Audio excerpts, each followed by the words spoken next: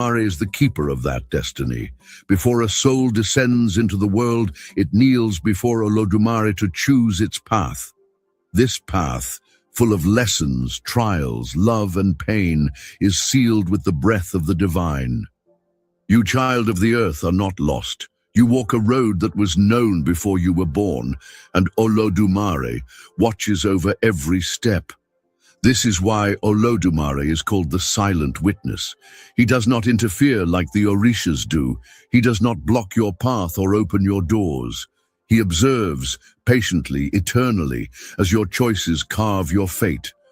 But his presence is not cold. Olodumare is justice, but also compassion. He sees not only what you do, but what you carry, the burdens, the prayers left unspoken, the truths you hide even from yourself. He holds the balance of the world. When harmony is broken, when humans forget their place in the web of life, Olodumare does not strike in wrath. Instead, he allows consequence to teach, because from consequence comes remembrance. This is why in Yoruba ethics everything is relational. To harm another is to disrupt the fabric that Olodumare wove. To honor nature is to honor him. To live with integrity, humility, and balance is to walk in alignment with the divine. In daily life, the role of Olodumare is often quiet. Yet, it is in every corner of the Yoruba world. When the child is born, the elders thank Olodumare. When the rain falls to bless the crops, Olodumare is praised. When death comes, the soul returns not to the Orishas, but to him. Even the Orishas submit to Olodumare. In times of conflict between them, they seek his judgment. Because even the powerful must answer to the one who gave them power. In the diaspora, this role remains intact, though expressed in different ways. In the Terreiro, the Ila, the temple, Olodumare may not have a shrine, but his presence is understood as the ceiling under which all else exists. When a devotee dances, sings, prays, or offers, they may not speak Olodumare's name, but every sacred gesture rises like smoke toward him. And so, the role of Olodumare is not just that of creator. He is sustainer, judge, witness, destiny keeper, and above all, presence. Not a presence that demands your attention with thunder or flame, but one that waits in silence for you to notice. Though the names differ across lands, the sacred intuition remains the same, that beyond all creation there is one, a source, a divine intelligence, a presence that gives life its rhythm and meaning. In the sacred teachings of the Yoruba, that source is Olodumare. But if you listen closely to the stories of other peoples, you will hear echoes, not of sameness, but of resonance. In Christianity, he is called God, a being who creates the heavens and the earth, who sees all, judges all, and lives beyond form. Yet unlike many depictions, Olodumare is not a king on a throne, nor a man with a beard watching from above. Olodumare cannot be painted, because he is what allows color to exist. In Hinduism, there is Brahman, the formless, eternal principle that pervades all things. Brahman is not worshipped through form, but through understanding. Just as Olodumare is not sought with eyes, but with the stillness of spirit.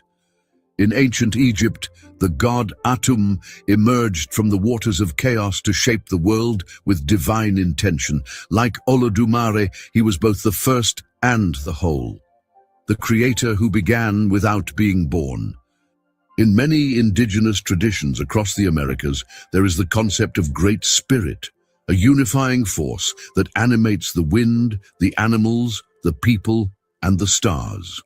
A presence that lives in all things, much like Olodumare, lives within every breath. These comparisons are not to blur the beauty of each tradition, but to show that the human soul recognizes the sacred, no matter where it is born. The heart knows when it meets the origin. It may call it by another name, but it bows just the same. And yet, Olodumare remains uniquely rooted in the Yoruba world. His connection to Ace, to destiny, Ayanmo, to the sacred relationship between humans, Orishas and nature, cannot be separated from the worldview that gave birth to him. In the diaspora, across Brazil, Cuba, Haiti and beyond, Olodumare appears under other names, shaped by history, colonization, resistance and memory. But even when hidden behind saints or whispered in secret, Olodumare was never lost, because the source cannot be forgotten. It only waits to be remembered. So whether you were raised calling him God, or Brahman, or Nzambi, or Bondi, the sacred truth remains. The source is one, the names are many, and the wisdom is eternal.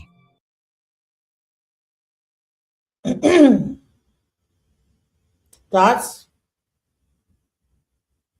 Shit, yeah, it sounded like he was actually describing the electromagnetic force, like what he was talking about. What we keep saying is God is negative and positive charge, and that charge is what permeates all of existence.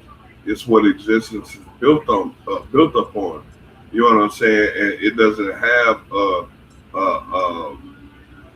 pronoun. There's no pronoun for it. There's no anthropomorphic ideology for it, because it's electromagnetism. You can't draw a picture of it. You can't describe it. You can't draw a picture of it. Like there, you can't draw a picture of an electron. Like you could draw some shit and call it an electron, but that's not what an electron is. That's not what an electron looks like. You see what I'm saying? Like we can, like, nobody worships electrons. Nobody worships charge. Nobody worships electromagnetic waves. Nobody worships those things, is because that's the essence of God, and that's the reason why I say that what is divine is what shines. God is light, and light is electromagnetism. So in order to know God, you have to study energy. All of us who are in the occult and the esoteric realm, we should be fucking nuclear scientists.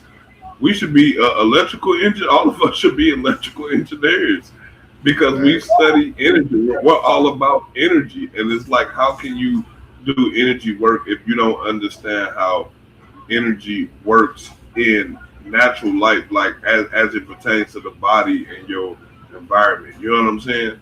How energy moves in life is how it moves in the spirit realm, and you got to understand it. It starts with your words.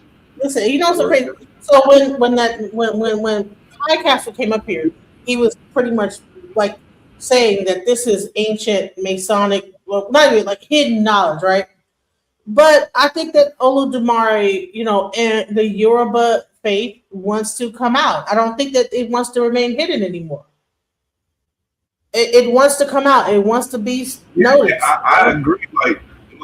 That's the reason why. I said, I don't know. I think right now is the time for there to be the great unveiling, because this is a science. It's a science, and for us to not share it with the world, I don't know. Like, I mean, I get it. People don't want to pollute it, and they don't want to bastardize it. But I'm just saying, look at the condition of the world. Like, I mean, right? And all this other crazy stuff is coming out. Why can't we bring this out? If we got the Epstein files coming out, well, we need to bring out this file. Well, I agree, but I don't see why we. Like, I mean, I don't want to make light of our ancestors' system, like the technology, right? But it has the ability to be a very, very interesting game. I could even see it being an interesting sport. I could even see it being a sport. You see what I'm saying? Dealing with ratios and percentages and just probabilities, and like just dealing with that. With that aspect, and then having action applied based on those results, I think that's something to actually look forward to. Man. Like, it's like almost on some almost some quantum computing type shit, man. It definitely is. And let's go into this. He talks about how EFI consultation can change a person's life. Let's go into it. I haven't seen this yet, so if it does say something that I don't agree with or is weird, but I'm pretty sure he's going to pretty much drop something that could stop you from making the same mistakes in 2025.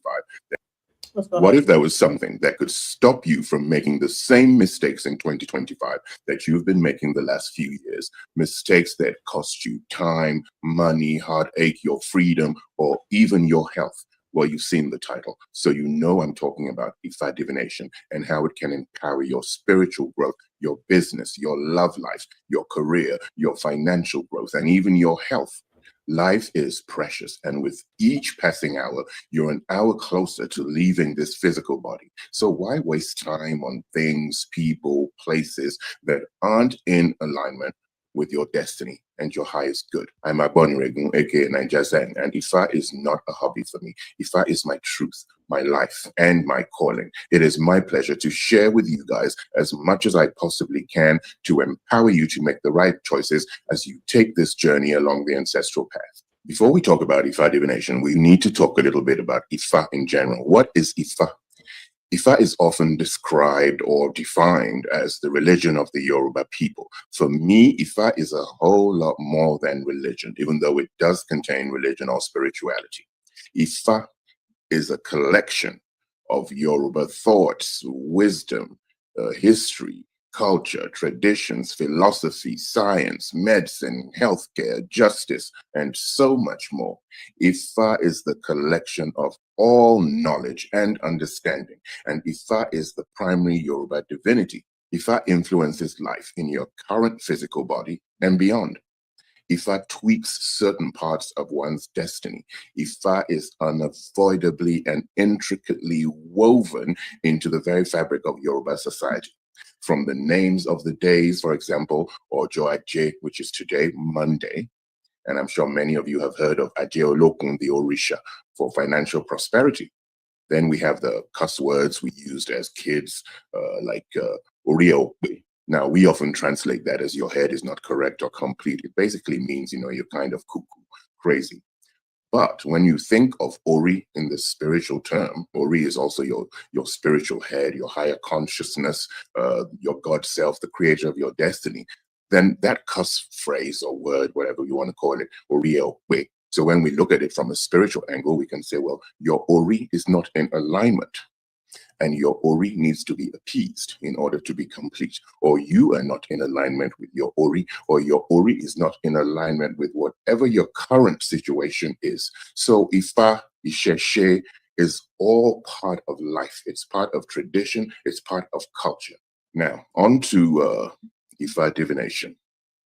When we consult the oracle of Ifa, we are channeling the energy of Ifa, of Orumila. Orumila is the father of Ifa and the one who brought Ifa to the world. Olodumare gave Orumila, one of the divinities, that task of bringing Ifa to the world, bringing this wisdom, this enlightenment, this knowledge to the world. Ifa and Orumila are often used interchangeably, even though Orumila is actually, the father, the prophet of Ifa. Orumila, Baragboniregun, Eleripi, Ibikeji Olodumare.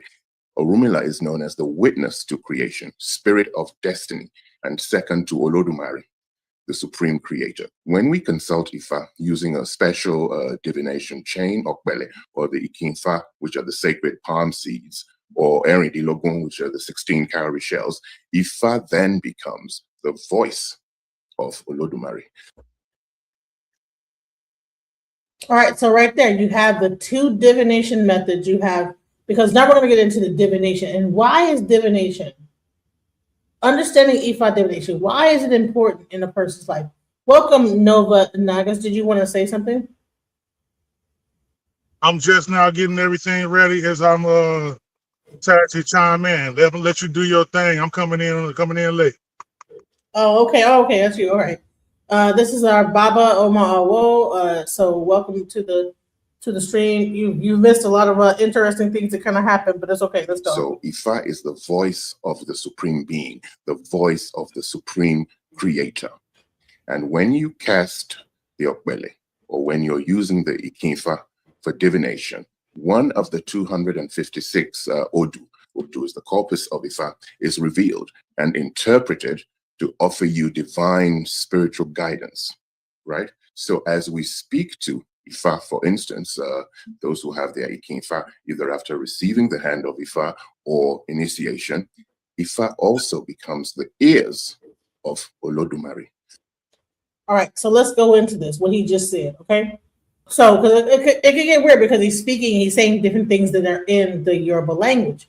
So, Ikin, all right, what happens is that they beat the Ikin against the it's like a womb, when they cast the actual Opwele, there's a circular like wooden thing that they do, which actually has a picture of a shoe on it, who is the intercessor between Olodumare and like people on earth, right? So what happens is that he takes this thing that looks like a stick, and what it is, it's actually in the shape of a penis, okay? And the actual circle, the actual circular shape, is the shape of a womb. So what happens is that when you do the Odu, when you cast the Opwele, or you do the you do this, what happens is that it tells you how a thing is created. You know, that is the science behind it. So what is what created this? What is the creation behind whatever the question is, or whatever the person is, or whatever it is? What is the Odu about this person? Odu is the birthing of something, you know? So what is birthing this person's situation? That's what's happening. Now, someone said that we should not be getting deep into like this knowledge, but I believe that Ifa wants people to understand it and wants it to be known. So I'm letting it be known. Okay, that's what it is. All right. So so you have Ifa, you have Olodumare, you have. I think that time like all the way around the world. No, I was just saying, I think it's that time all the way around the world. I think the time of revealing it has. The veil is being lifted. Like people like are even dealing with the. Yeah, that's exactly where I was going. Like the veil's being lifted. Like it's that time. Like if it was any other time for it to be exposed and utilized, it's now. So yes, this at one point was a very secretive society of people that was able to do this stuff. Now it is okay. Well, this is what's happening. It's not witchcraft. It's nothing weird going on. It's just a matter of what is the situation that is being birthed here with this person. So let's go. So it is through Ifa that we connect with Olodumare and the Orisha, and the rest of the powers that be. So Ifa is both the ears and the voice of Olodumare, through which we learn life's truths. Many of us consult Ifa before making important decisions. How often you do divination depends on your needs. There's some people who do divination every month. There's some people who do divination every week. A lot of business people will be on a monthly schedule of divination because they want their business flowing correctly. They want to make the right decisions and all that. So they'll do monthly divination. If you'd like to book divination, by the way, you can do that on my website, nigerzen.co. Just go to the services page. We still have a few slots for New Year's divination. I have added some more by popular demand. A lot of the people, especially some of you guys here on YouTube, couldn't get in on time. The slots were gone. You've emailed me, and I've added a few more slots for New Year's divination. So this will be your guide for the year, okay? What are the advantages of New Year's and Ifa divination in general? As I mentioned earlier, having access to this divine guidance based on the Odu Ifa revealed saves you from a lot of unnecessary wahala. Is this person I'm seeing in alignment with my destiny? Should I invest in gold or agriculture, which will be more profitable? Are there any health issues I should look out for? Should I stay at my current job? And by the way, wahala means problems, okay? Because he's using, sometimes when we get so caught up in what we're doing that we are using Yoruba words, but people don't know what we're talking about. Wahala is problems. All right. So he's saying that you go to an Ifa diviner to avoid issues. So a lot of people just walking through life and don't even know that they're just. You don't have to walk through life and not know what the hell is going on. There's tools out here that will tell you, hey, don't do this, just watch out for that, etc. And that is what this method is. It's like you don't have to go walking through life blind. Let's go. Or switch careers and tap into the creative side. Will I get married this year? I have been having struggles conceiving. Is this the year I will be blessed with a child? What do I need to do to receive the blessings of a child? Are there any spiritual blockages or ancestral curses affecting my finances or love life? None of the men in my family are blessed with prosperity. Is there an issue, and who do we need to appease? These are some of the questions people ask during divination. Look, it just saves you from a lot of heartache, time, hassle, whether it's the relationship, your job, the decisions you want to move. Should I move to Atlanta? Should I move to Lagos? Everyone's moving to Ghana. And is this going to be good for me? Just because everyone is doing something doesn't mean it's going to be good for you. It doesn't mean it's in alignment with your destiny. Just because, someone looks great, someone has a fat booty, or someone, is handsome and is everything you've ever wanted, does not mean that person is in alignment with your destiny. So it saves a lot of time, it saves a lot of heartache, it saves a lot of money, and it can help you plan your year. It can help you plan your life. Maybe you have a few ideas of what you want to do with business this year. You get the guidance. Is it going to be gold? Is it going to be crypto? Is it going to be agriculture? Should you go into the food business? Should you go into entertainment? You can ask these questions. Maybe you're trying to switch careers. We find out. Is this going to be a good move? Should you switch this year? Should you wait till next year before you switch? You're getting the picture. Or you met someone, you're all in love. You want to know. A lot of people always want to know. It's usually love or money. People want to know. Even though if I would tell you everything, regardless of what you think you want to know, if I would tell you about yourself. But, a lot of people are in a relationship. Will he propose this year? Is this person my life partner? Is this person in alignment with my destiny? Is this the person I should be getting married to? Or, should we just have a good time and it's going to be over in a year or two? These are the kind of things people want to know. There are lots of ways you can use Ifa divination to empower your life. Health issues. We don't tell you not to go to your regular doctor. I always tell people you could do both. But maybe you have a feeling there's more to this pain that you're feeling, or the primary physician or whoever can't really help you, but it could be something spiritual. You never know. If I can tell you, if you do New Year's divination, if I may tell you what kind of health issues to look out for this year. If you're interested in Ifa divination, African spirituality, or manifestation coaching, geolocal appeasement or shun appeasement or re-appeasement, spiritual work for your legal or custom cases, head on over to my website at nigerzen.co, where you can also purchase a range of African spirituality products for protection, prosperity, and more, all at nigerzen.co. So with Ifa divination, you get answers to your questions. I'm going to say this. Shouts out to him for having his videos together, because a lot of practitioners don't even have that. But yeah, there are practitioners out here that actually can help you to get through a lot of these things, and it's not wrong for a practitioner of Ifa to expect to be paid for what their services are. Ifa Kola, could you get into the financial aspects of doing readings and why it's important to that? Because people will look at this and say, look, he's promoting and he's asking for money and blah blah blah. You know what I'm saying? What are your thoughts there? And also, welcome Sadiq Ra to the channel. Okay. Thank you. Thank you guys. How you guys doing? Introduce myself to the chat.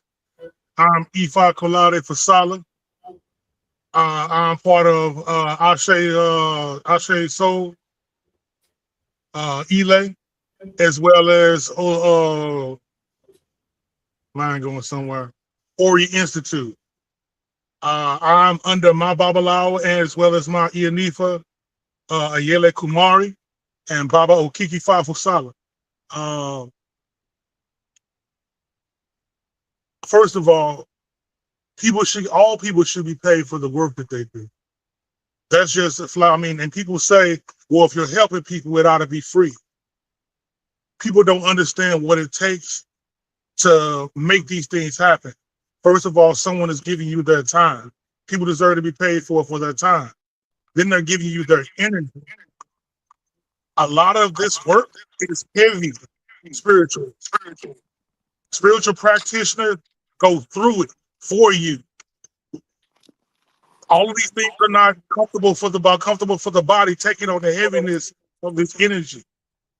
When we do divination for you, we take on the energy for of what you're bringing to us, this heaviness.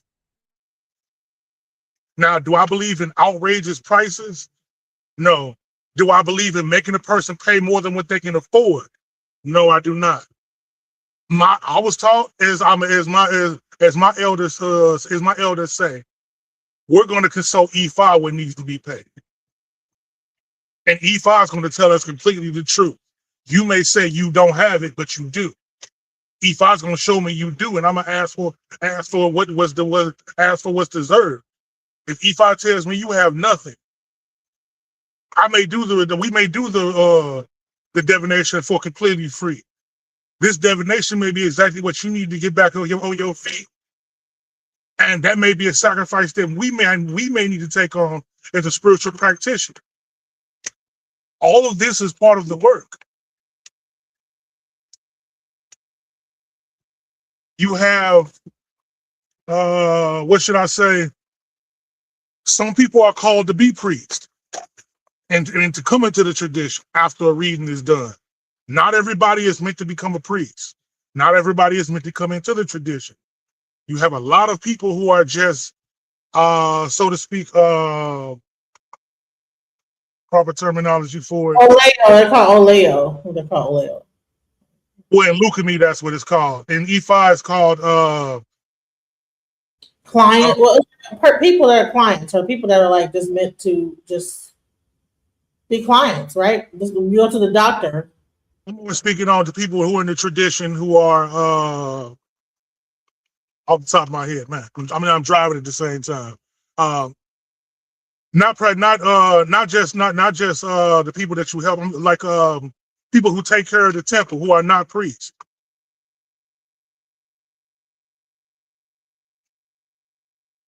The female, male or female, because you have like your male or female. Well, we'll just say those are like devotees. I mean, devotee. You just said the proper word. I was going to say divine, but yeah, you have Shay devotees, those who are part of the Elay, but they don't have particular titles because they're not meant to do their work, but they are part of the tradition. You have people who come into the tradition who just get a hand in E5, and that's all they need. A hand of E5 is pretty much your entry into the tradition. That's where you're going to learn what the old dudes are. You're going to learn what the Orisha are. Similar to go to a church, right? You get baptized, and then you find out what path you're going to take in that church, right? So it's similar to where you have certain people. Some people are going to be pastors. Some people are going to be singers. Some people are going to be cookers. And all those people have a certain function within that church. That Elay church, it's the same thing. House of worship. I don't really like to compare it to the popular religions and their style, because I don't particularly believe this is not a religion. I don't particularly take on that particular mind frame of it as being a religion. I believe this is a spiritual science. Yes, sir. I don't take on the form of that is a religion. This is not a belief system. A belief system is something that's not proved, not factual.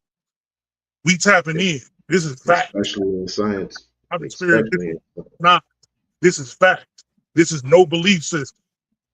This is living, and it's very much so real. My hands, I've spoken with I've been in contact communication with my ancestors.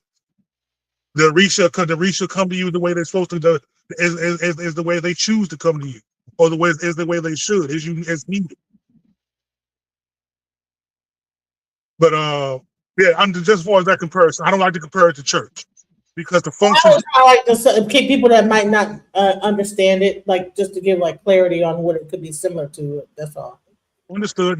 That's what I mean. That's fine. But I want to make that distinction before we go any further. This is not a church. Ifa is not church. It's very much so different than the Abrahamic religion or any other aspect of spiritual, quote unquote, spirituality. So to be. I don't know too many other practices, period, that actually give you remedy outside of the traditional spiritual system. Right, yeah, because even in China they have the I Ching or the I Ching, right? And so those are like kind of, but those are entire ways of life of living. Right. In that, like Taoism is a way of life. It's not a church. It's not a this. It's not a that. So yeah, you're right. I believe Ifa is more or less a way of life because we're living this. As these old dudes and everything come up inside our daily experience, our weekly experience, our monthly experience, our year experience, we're living these type of things. This is our way of life. Mm-hmm. But this way of life is a spiritual system. And it's a mathematical configuration. All math can be proven. Math is spiritual. Absolutely. Absolutely. So before we go further, because I know you got a lot to say, But Sadiq, did you want to say real quick something? Because I wanted to, I didn't want to have him sitting here, but I do want to let you. I want to let you land your plane. But Sadiq Ra, did you have a question, or when you came up, or what was your thing? Sadiq Ra? Can you hear me? Yeah, I can hear you now. Okay, thanks. I was just coming in, just listening to the brother drop it and connect. Yeah, I agree. I agree with what he says. And yeah, I'm just here to bear witness so far. If I come up with a question, I may have one. I'll ask it though. I think I'm good right now. Now, before I forget or I go any further, I would truly want to break down the aspect of, you said we were talking about why our spiritual practitioners need to be paid.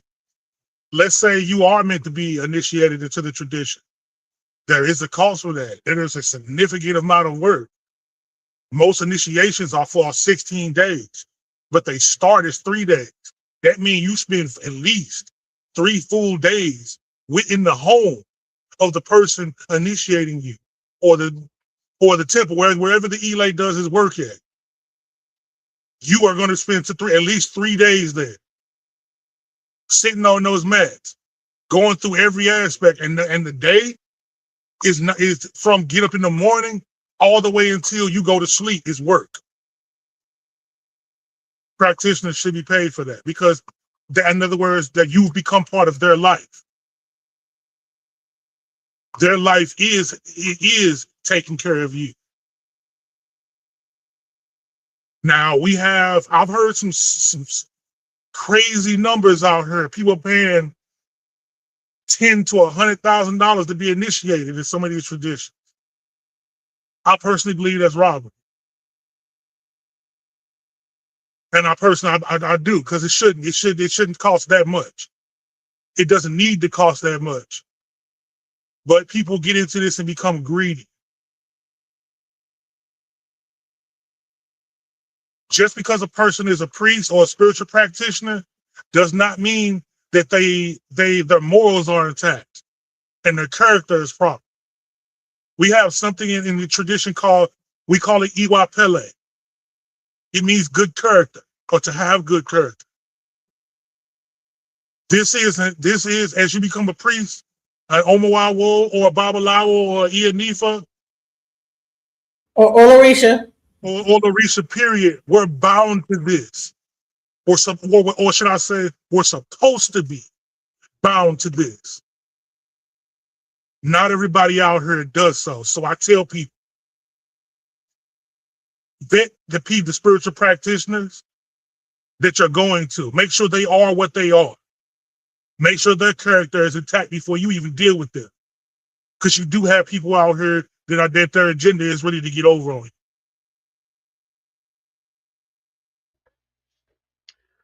Can you address how important fasting is as far as fasting is concerned, spiritual? Fasting is extremely important. Just for the physical body, just outside of just spiritually. I'll start with the physical. You know what? I'll go right into the spiritual body.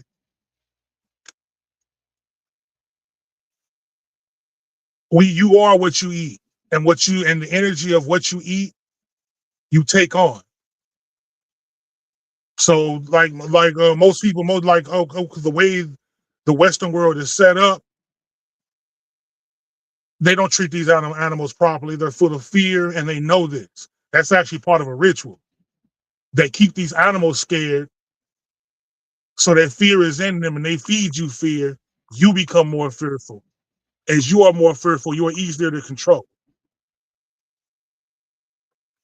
To battle these type of aspects, to battle these type of things, you not only want to control what you put in your body, but you want to control when you put it in your body and how much.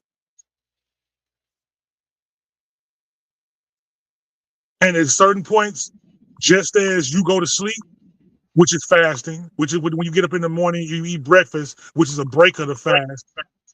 That's a small fast. Sometimes you want to do extended fasts for the purpose of cleaning your body. Which is not eating anything.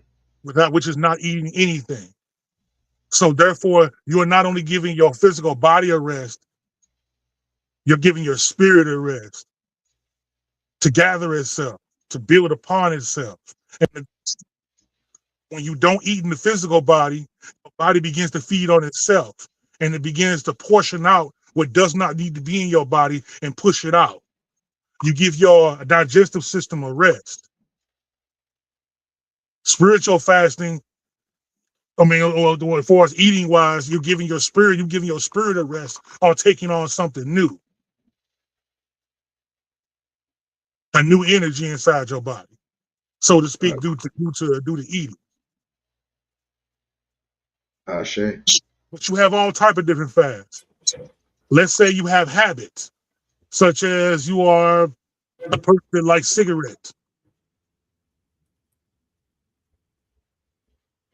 You may need to fast. So a spiritual that you want to curb that addiction or take control over that. You may need to abstain from that for a period of time. It's something you may like to do just because you like to do it.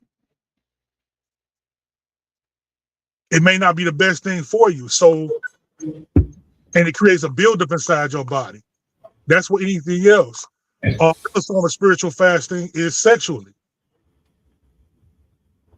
We have to control who we bring into our energy. Because the highest form of quote unquote magic or the manipulation of energy is sexual, is the sexual act. You to bring another person into your energy to where you take on their energy and they take on yours. We do need to fast from this for a period. Say that again. Yin and yang. Very much so. Very much so. And here's a question too: is that let's get into Ebo, because now you're talking about fasting, and a lot of the times the Ebo is not only about, like, you have a blood sacrifice, you have different levels of sacrifice. Ebo is sacrifice. Can you go down and explain Ebo? What is and why is Ebo necessary? A lot of times after you do your reading, there is an Ebo that you have to do, a sacrifice. Now, we've heard about, like, in the music industry, that they have to make a sacrifice to be successful, right? And in those things, you have a lot of weird stuff where you might have to, like, off one of your, like, cousins or. But let's talk about the difference in sacrifice of Ifa and how, like, that can also equal out to a certain level of success, and it doesn't have to, like, include, like, some kind of strange, like, thing of harming people or in this. But then people will judge about like the whole blood sacrifice. They'll say, well, you know what? I think it's wrong with the killing of the animal. Can you break down the sacrifice of the animals in Ifa? Okay, well that's Before he does that, sis, I gotta go. Dinner's ready. I'll shade to all the brothers and the sisters. I'm out. yes, my brother. Thank you. Okay. All right. So, but yeah, let's go. Let's get into the sacrifice and the significance of sacrifices. Okay, best way to break it's multi-layered because different animals are for different purposes and they do different things. And first of all, Ebola within itself is what's needed, what needs to be appeased for the remedy. If you in the Orisha tradition, you may be asking for assistance from an Orisha to assist you from the spirit, from the energy, in the energy. You wish that to assist you in whatever you have going on. The issue is, okay, they may need you to bring forth a bit of energy. All right, what's the best way to explain this? All right.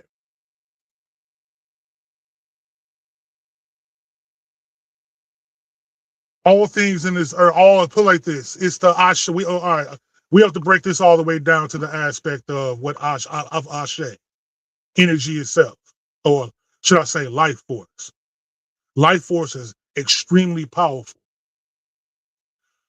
It's the aspect of sacrificing something lesser to achieve something greater. That's pretty much the premise of it. So we'll sacrifice the life of something, for what we call a foreleg, so to speak, whichever animal it is.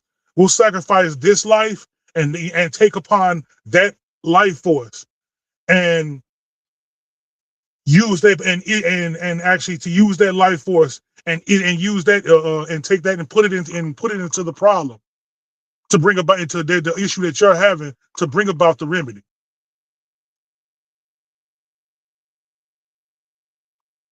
Not all ebos take or need life force. These are for extreme situations, such as a person may come to us and they have death on them. We got to get death off of you. Death need to be appeased. And the death may be due to your lifestyle, due to the choices they've made, or the situations they put themselves in. But they know something, but they feel it, and they need to get this off of them. The only way to help them is to sacrifice something lesser for a greater outcome. Is that understood? Yes, and see, here's the thing: is that people want to like equate Ifa to witchcraft, and then we have like these Epstein files where you see that they have sacrificed children and things like this. And I wanted to like really separate us from that aspect. Can you go into that? We will never. We do not sacrifice human life. That is not our tradition. That is not anything we do. That is not part of our culture. We value human life is at the highest. We do not sacrifice children. We do not sacrifice human life. So those type of blood rituals that exist for different deities such as Baal and Moloch and all these other these lower level entities, yes, they'll gift you certain things, but yes, they want blood from it. But the real aspect is holding you accountable for this negative act because of you taking a human life and wanting to use that life force to further your life. This is the reason why most of these people who participate in these activities, they don't live full lives. They don't live long. Or if they do, they're going to continue sacrificing lives on top of lives, on top of lives, on top of lives. But when they transition, they're going to have to account for that.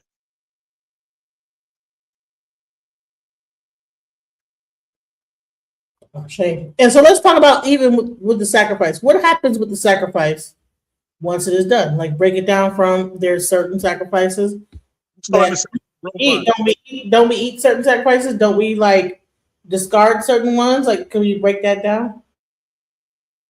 The chat is having some issues. It started to sound like a robot. I didn't hear what you said. No, I say aren't certain sacrifices.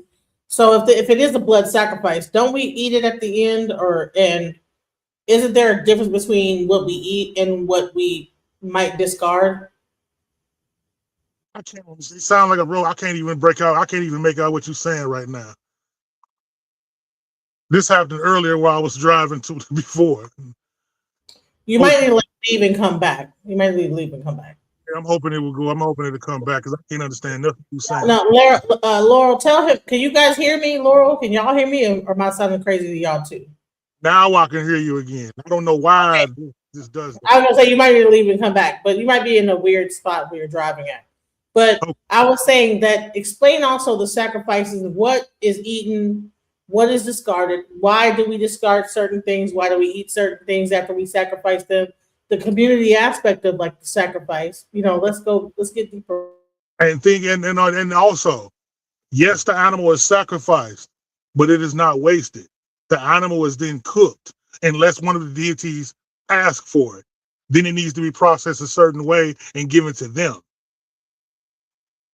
But if it's not asked for, which does not happen most of the time, the animal is gifted to the community. The animal is actually processed, chopped up, cooked up, and a feast goes along with that above. So nothing is wasted. The animal didn't die for no reason. Yes, his life was taken for a particular purpose, but the animal body was not wasted just to be wasted, just to be killed, just to be killed. The animal was actually also eaten. Now I know people coming to this chat and actually see me and know me. I'm a plant-based person. I don't take part in a lot of the feasts that actually go on. A lot of things are done for me and things of nature like that. But thing is, that's actually part of my sacrifice. Well, what's so weird is that they'll say that the Orisha, they want you to taste it before they do. So it's like, there are certain aspects that I have to go. This is the reason why I'm not a vegan. I'm a plant-based person. I do not eat meat. But there are times when, okay, I may end up with blood on me after doing a sacrifice. I may end up with, a dot may need to be put on my forehead, or a dot of it may need to be put on my tongue to where I take on the ashe. Outside of me taking on the ashe, I don't go any further. That's my personal sacrifice. Not everybody else takes it on in that particular way. But this is what has worked for me. I know plenty of other people who are in the tradition who move exactly the same way. I know people who don't eat meat unless it's meat done from a spiritual ceremony. I know people who live that way as well. But these are aspects. This is not tradition that takes away your free will. This is not a religion. Can you go into also? Let's go into like initiation. What is initiation, and why is it important? Initiation is more or less, to my understanding, it is a physical attunement of your physical body for the energy that you're taking on to do the work that you need to do. Because if you are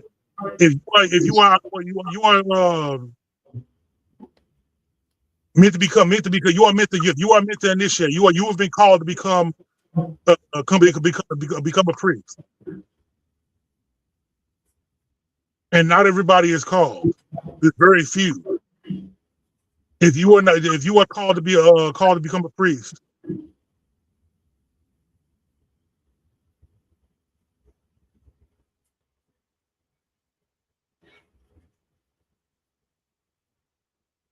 too many 10. Say what you just said again, man. Say what you just said again, sister. I'm sorry. I was saying I wanted to break down the initiation and the importance of initiation. Like why is there break down the initiation? Gotcha. All right. Initiation is pretty much an attunement. It's pretty much an attunement, an energy attunement. We have this inside other things such as Reiki and different type of other things. Kundalini energy, things that are preparing your body to take on these energies and master them, and all of that. That's pretty much the same. In this tradition, you are taking on the energy you need for your best benefit, for you to become what you're supposed to become in this lifetime. Everyone in this life has purpose. Everyone in this life has a destiny they need to fulfill. That's why you came here. This initiation is going to attune you to take on the energy you need to do to fulfill the work you need to do. You came to come here. And without that initiation, you won't have the tools you need to do the work you're supposed to do. That's why initiation is important.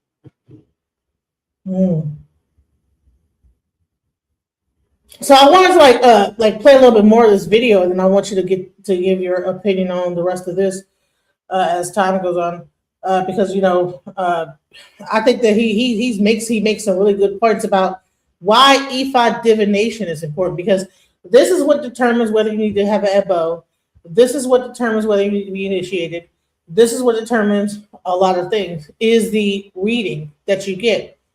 When you go to Babalawo, Olorisha, or Omoawo, let's go. And Ifa prescribes the solution to your problems. Let me go back. All right, so Get answers to your questions, and Ifa prescribes the solution to your problems. The solution will be in the form of Ebo, which is offerings and appeasements, and possibly Ifa medication, which can range from soaps and powders to specially prepared spiritual foods.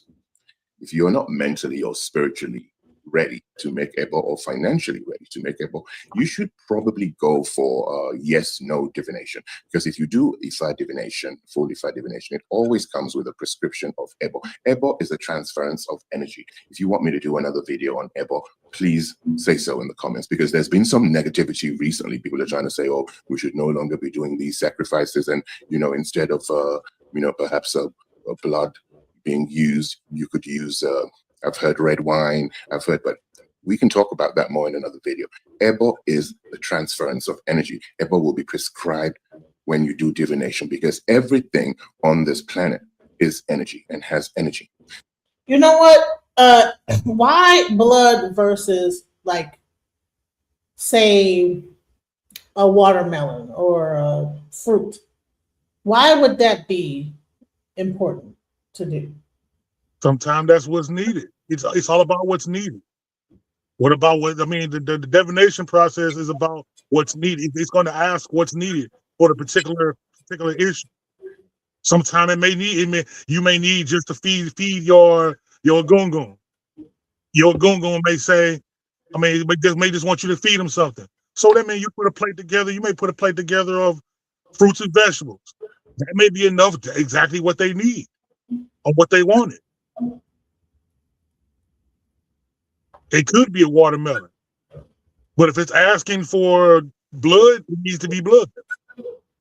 And like you said, usually when blood is being asked, is because there is something terrible going on. Like you have to. It's an extreme situation, but we live in a world where most of the problems that we have, by the time they get to us, it's an extreme situation. Right. Exactly. Exactly. All right. Yeah. So let's hear some more. Yeah. By the time they finally because by the time we finally get a reading and find out we have got so much crazy stuff that we probably do need that. Let's go. So when you do Ebo, for instance, a plant, right, there's an esoteric meaning behind everything. Ewe Abamoda, one of my favorite plants, miracle leaf, it has an esoteric meaning.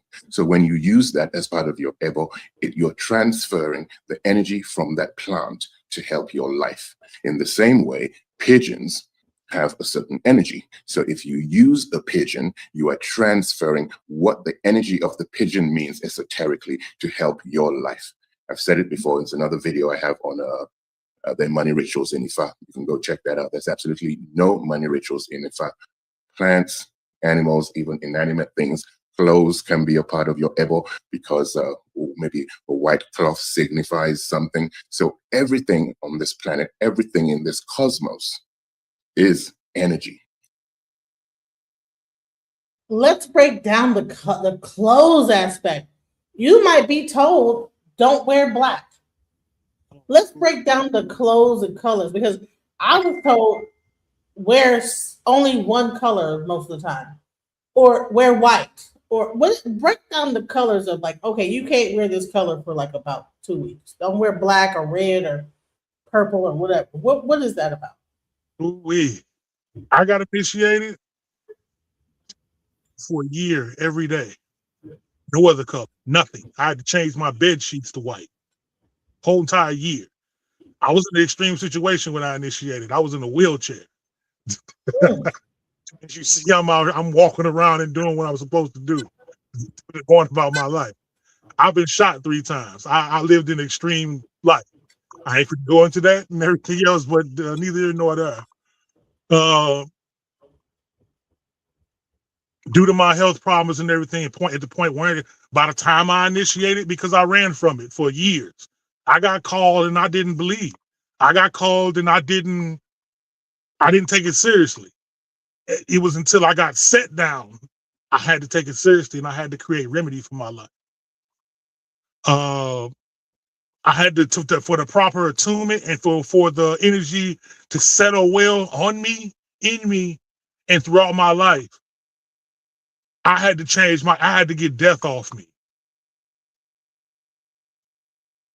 I can no longer wear black or red for the rest of my life. I have what's known as a spiritual taboo against it. So you'll never see me in those colors unless I have all white up under them.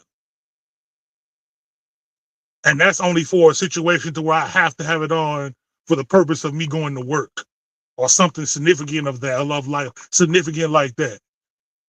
I may have to wear a black belt, you know what I'm saying, when I'm training, doing the martial art. I'm a martial artist. That's outside of that, and I'll have all white on up underneath that. So I don't take on that energy. The energy black is absorber of negative energy. And since it absorbs negative energy, it draws it towards you. Me being in the security industry and things of that nature like that, I was always in black. That was my lifestyle. I had to completely change my life in every aspect. Most security workers have to wear black. Yeah. Right. Then that's why I had to be. I mean, I own a security company, but I'm no longer in that field. I'm retired. First of all, I'm retired because I've been shot 3 times. But know what I'm saying? I'm retired due to that energy does not align with my destiny. That lifestyle, that whole aspect was something I learned to do. That was just, I mean, that's something just because you're good at something doesn't mean you're meant to do it. Doesn't mean that's your purpose. That's just something you become good at. Your purpose is something that comes effortlessly most of the time. Something you do without even thinking. I'm a very good counselor. That's part of my purpose. I'm an Omo Olokun. Olokun deals with the depths of emotion, the depths of the subconscious. And Olokun is also black. It's also darkness. Right. It's also darkness. So that's interesting. You can't wear black as a child of Olokun. Right, but most Olokun practitioners wear white most of the time. Look at the fish that's down there in the darkness. What color are they? Right, they glow. Yeah. They're glowing, or they're what? White. Yeah. Due to access due to being away from sunlight. Mm. So they are white. They don't have that melanin aspect in it. Nonetheless,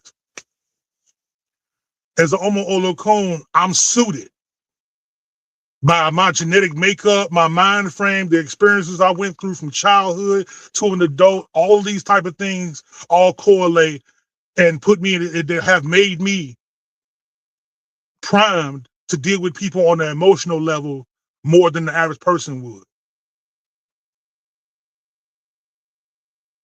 If you understand what I mean. I have the capacity, emotional capacity to deal with to deal with deeper things when things become uncomfortable. I have an innate ability to kind of shake it and keep going, no matter how uncomfortable it is. And usually in that discomfort is where we bring about remedy for the issues and the problems we have in life. We've been taught we're supposed to be comfortable and we're supposed to do anything we can to stay comfortable. No, life is not going to be comfortable all the time. And to try to create 100% comfort all the time is laziness. You're going to have to get up and do some work. And a lot of times work I don't know. I don't know nobody who do work, actual work, that like it. You got to get out there and cut the grass. It needs to be done. If it don't get done, it's just going to keep growing and grow over and become worse. So you get up and you do what you got to do. And when it's done, it's done. So here's a question to anybody. Does anybody have a question? Laurel, Sadiq, is there any questions and thing? I don't want to not address everybody in the chat. I mean, on the panel, and just not say that they don't. Do you want to say anything, Sadiq Ra? Is he still on? I think he had to go. No, that was We Unlock. Let's go. Let me play a little bit more of this. And let's go. And each thing has an esoteric meaning, and that energy is what is used during Ebo. You need to appease an Orisha. You need to appease your maternal ancestors, your paternal ancestors. We make Ebo. Sorry, my throat was dry. So we make Ebo, and Eshu, the divine messenger. Eshu is a whole lot more than that, but for this purpose of divination and Ebo, Eshu then makes sure that the prayers and the offerings are delivered to the Orisha, to the ancestors, to Iyami, to Ifa, or whoever needs to be appeased. Ifa divination and the consequent Ebo can have a huge impact on your life and have been improving lives since time immemorial. It is just a shame that because of the demonization of African spirituality, so many of our people are so scared to tap into ancestral wisdom, and they remain stuck in a perpetual state of mediocrity and misery. We've been using Ifa since time immemorial to improve lives, to help tweak destiny. Not everything about your destiny can be tweaked, but when it can, it's tweaked a little so you have a better life.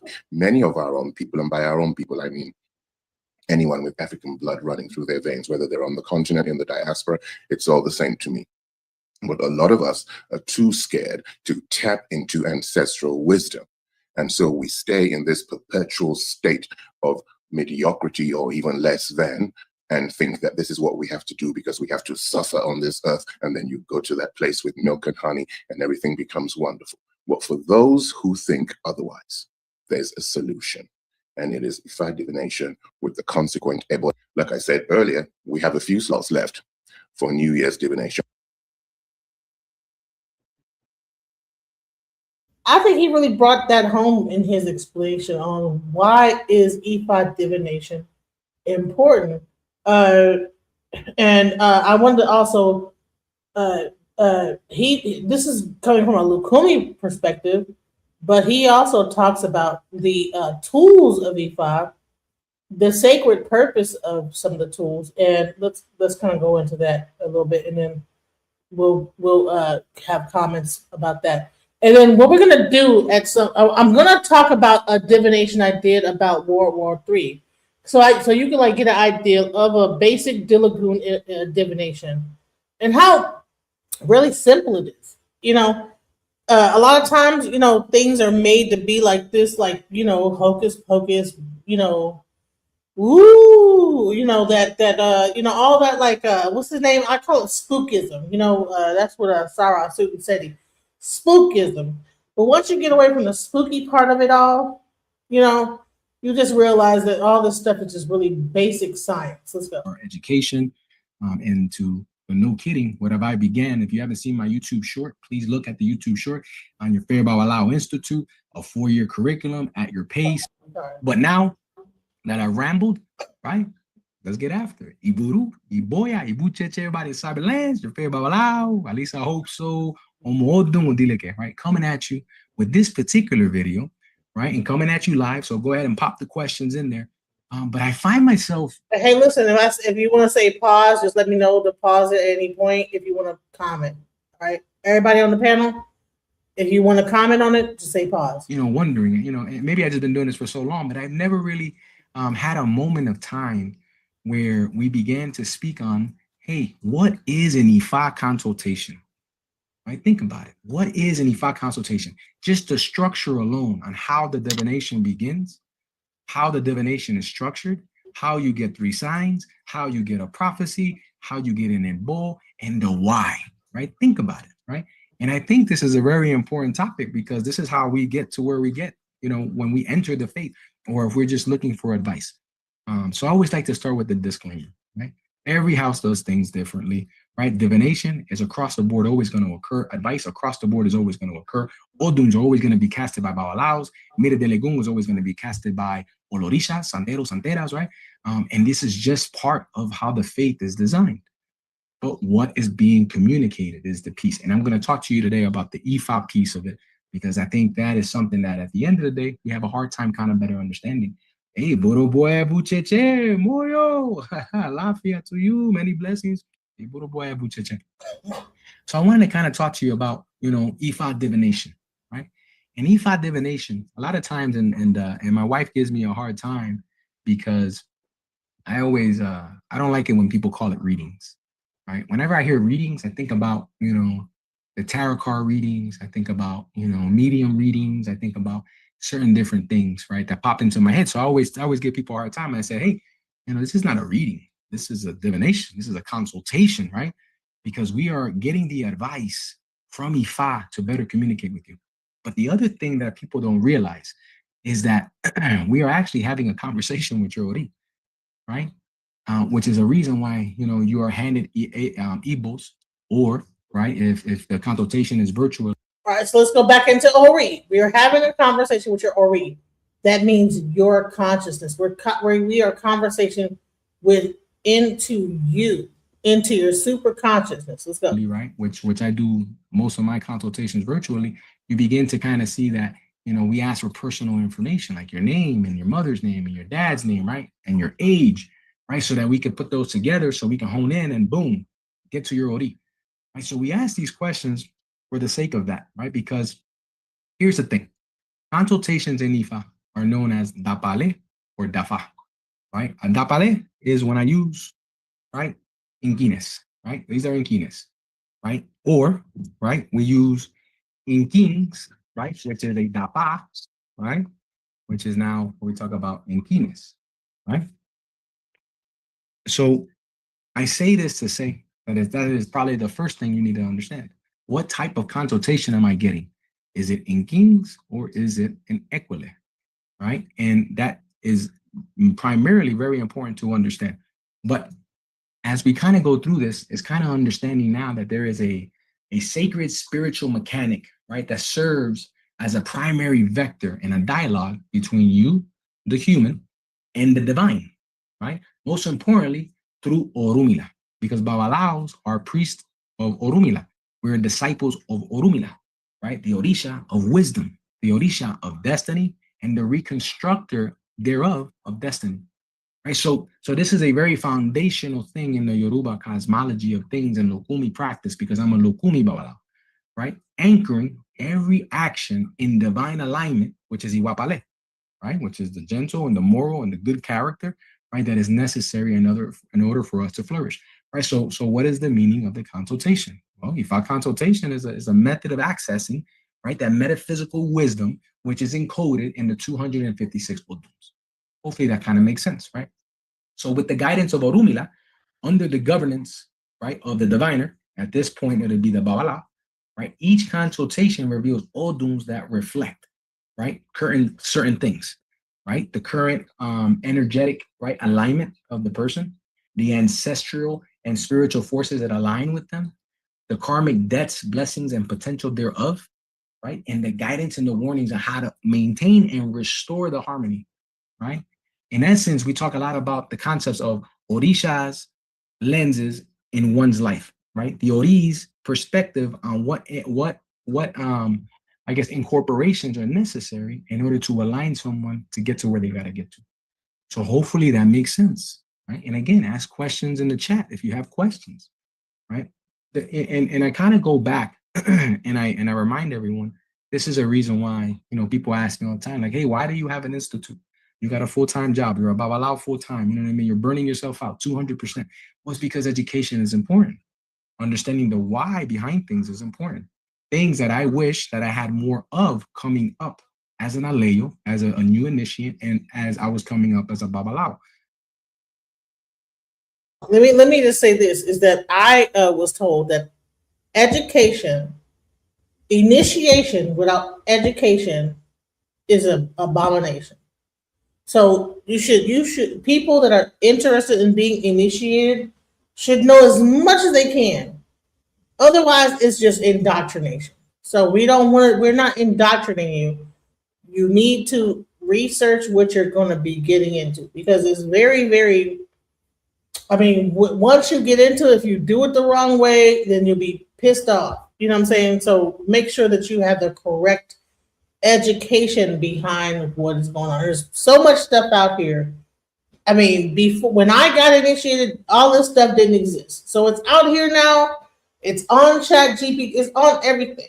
So there's no reason why you should not know what you're doing. Let's go. Right, because not everything is sometimes handed to you. And sometimes we have to be able to ensure that we have the information necessary to get to where we got to get to, right? And understand what we're receiving, understand what we're doing. So as I kind of gave you that idea of the meaning of the consultation, right? Something that I really want you guys to understand. If this is a consultation that you are receiving, right, because you just want to get a vector check, you want to make sure you're aligned, you want to make sure things are moving, right? I want you to analyze this in the same sense as the world turns, right? The moon has its cycles, the earth is rotating, we have a solar system, we're within a solar system within a universe, right? And those things matter because consultations, right, are snapshots in time. Right? And I always like to use the doctor analogy. When you go to the doctor, what does the doctor do?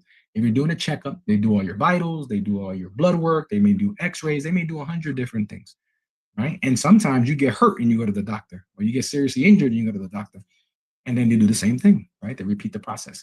Consultations and these checkups are very important, but again, they're a snapshot in time. Just because you broke your leg and now you got it fixed doesn't necessarily that means that applies, right? Or that prescription or that advice now that your leg is healed is still relevant, right? And you have to look at it in that lens. This is the reason why a lot of consultations allows, you know, we're told, hey, 16 days is when the shift begins.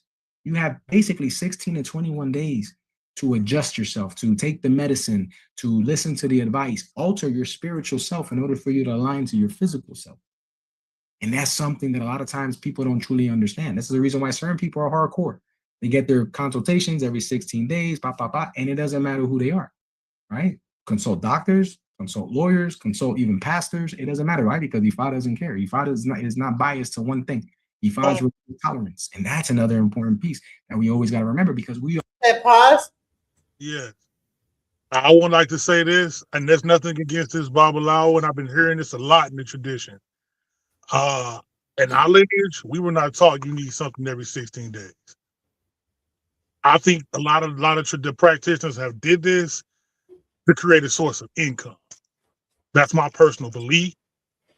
That's from my experience.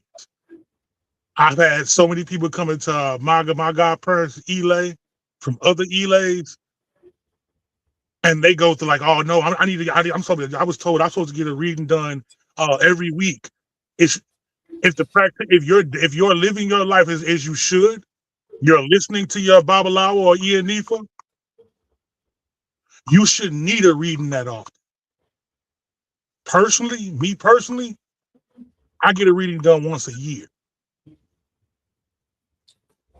Yeah, but yeah, if you're not taking if you ain't following the prescriptions, then you're probably gonna need it every 16 because you ain't doing what you're supposed to do. So because and then every 16 days, if you're not following the prescription, because there's people that like they'll get a reading and don't do it. Don't do the above, don't do the things that they were told, and so they don't make that life change. And so they got to come back. So we have to like also account for that too. Like just like if you go to the doctor and they tell you, okay, well take your here's your prescription, take this every certain woo, woo, woo. And you come back and you go either they say go over to this person and then go over to another to follow up. You know, it's like going to the doctor. You know, they have you do a follow up treatment. Right. And they have a regular thing to like make sure that okay, things are going right. Acupuncture, all these things, chiropractic. Once they like adjust you, they want to keep you aligned. So until your things are just up to a certain point where you don't even need that, then you can say, okay, I only need this. I don't need to like come every single day. When you first are doing something, you might need to come back on a regular basis, and but until then. You might need to because you're not you might not be always doing what you're supposed to do. So that's what I would say when that comes into play. Right, and that can become expensive. But thing is, that is to your deficit. Cannot blame that on the Babalawo or the END. That's your choice, and your choice is going to cost you. I want to make that clear. This is not nothing is forced upon you. This isn't no Abraham, you have to do this, you do that. No one is going to chase you down. This is not a religion. No one's going to stand over you. We are not your physical parents. We expect people to be adults unless you are a child. And then that child's parents should be involved in that. But because children get readings as well. You actually get a reading when you're born. Well, before you're born. But these are your choices. If you choose not to listen, it's going to cost you.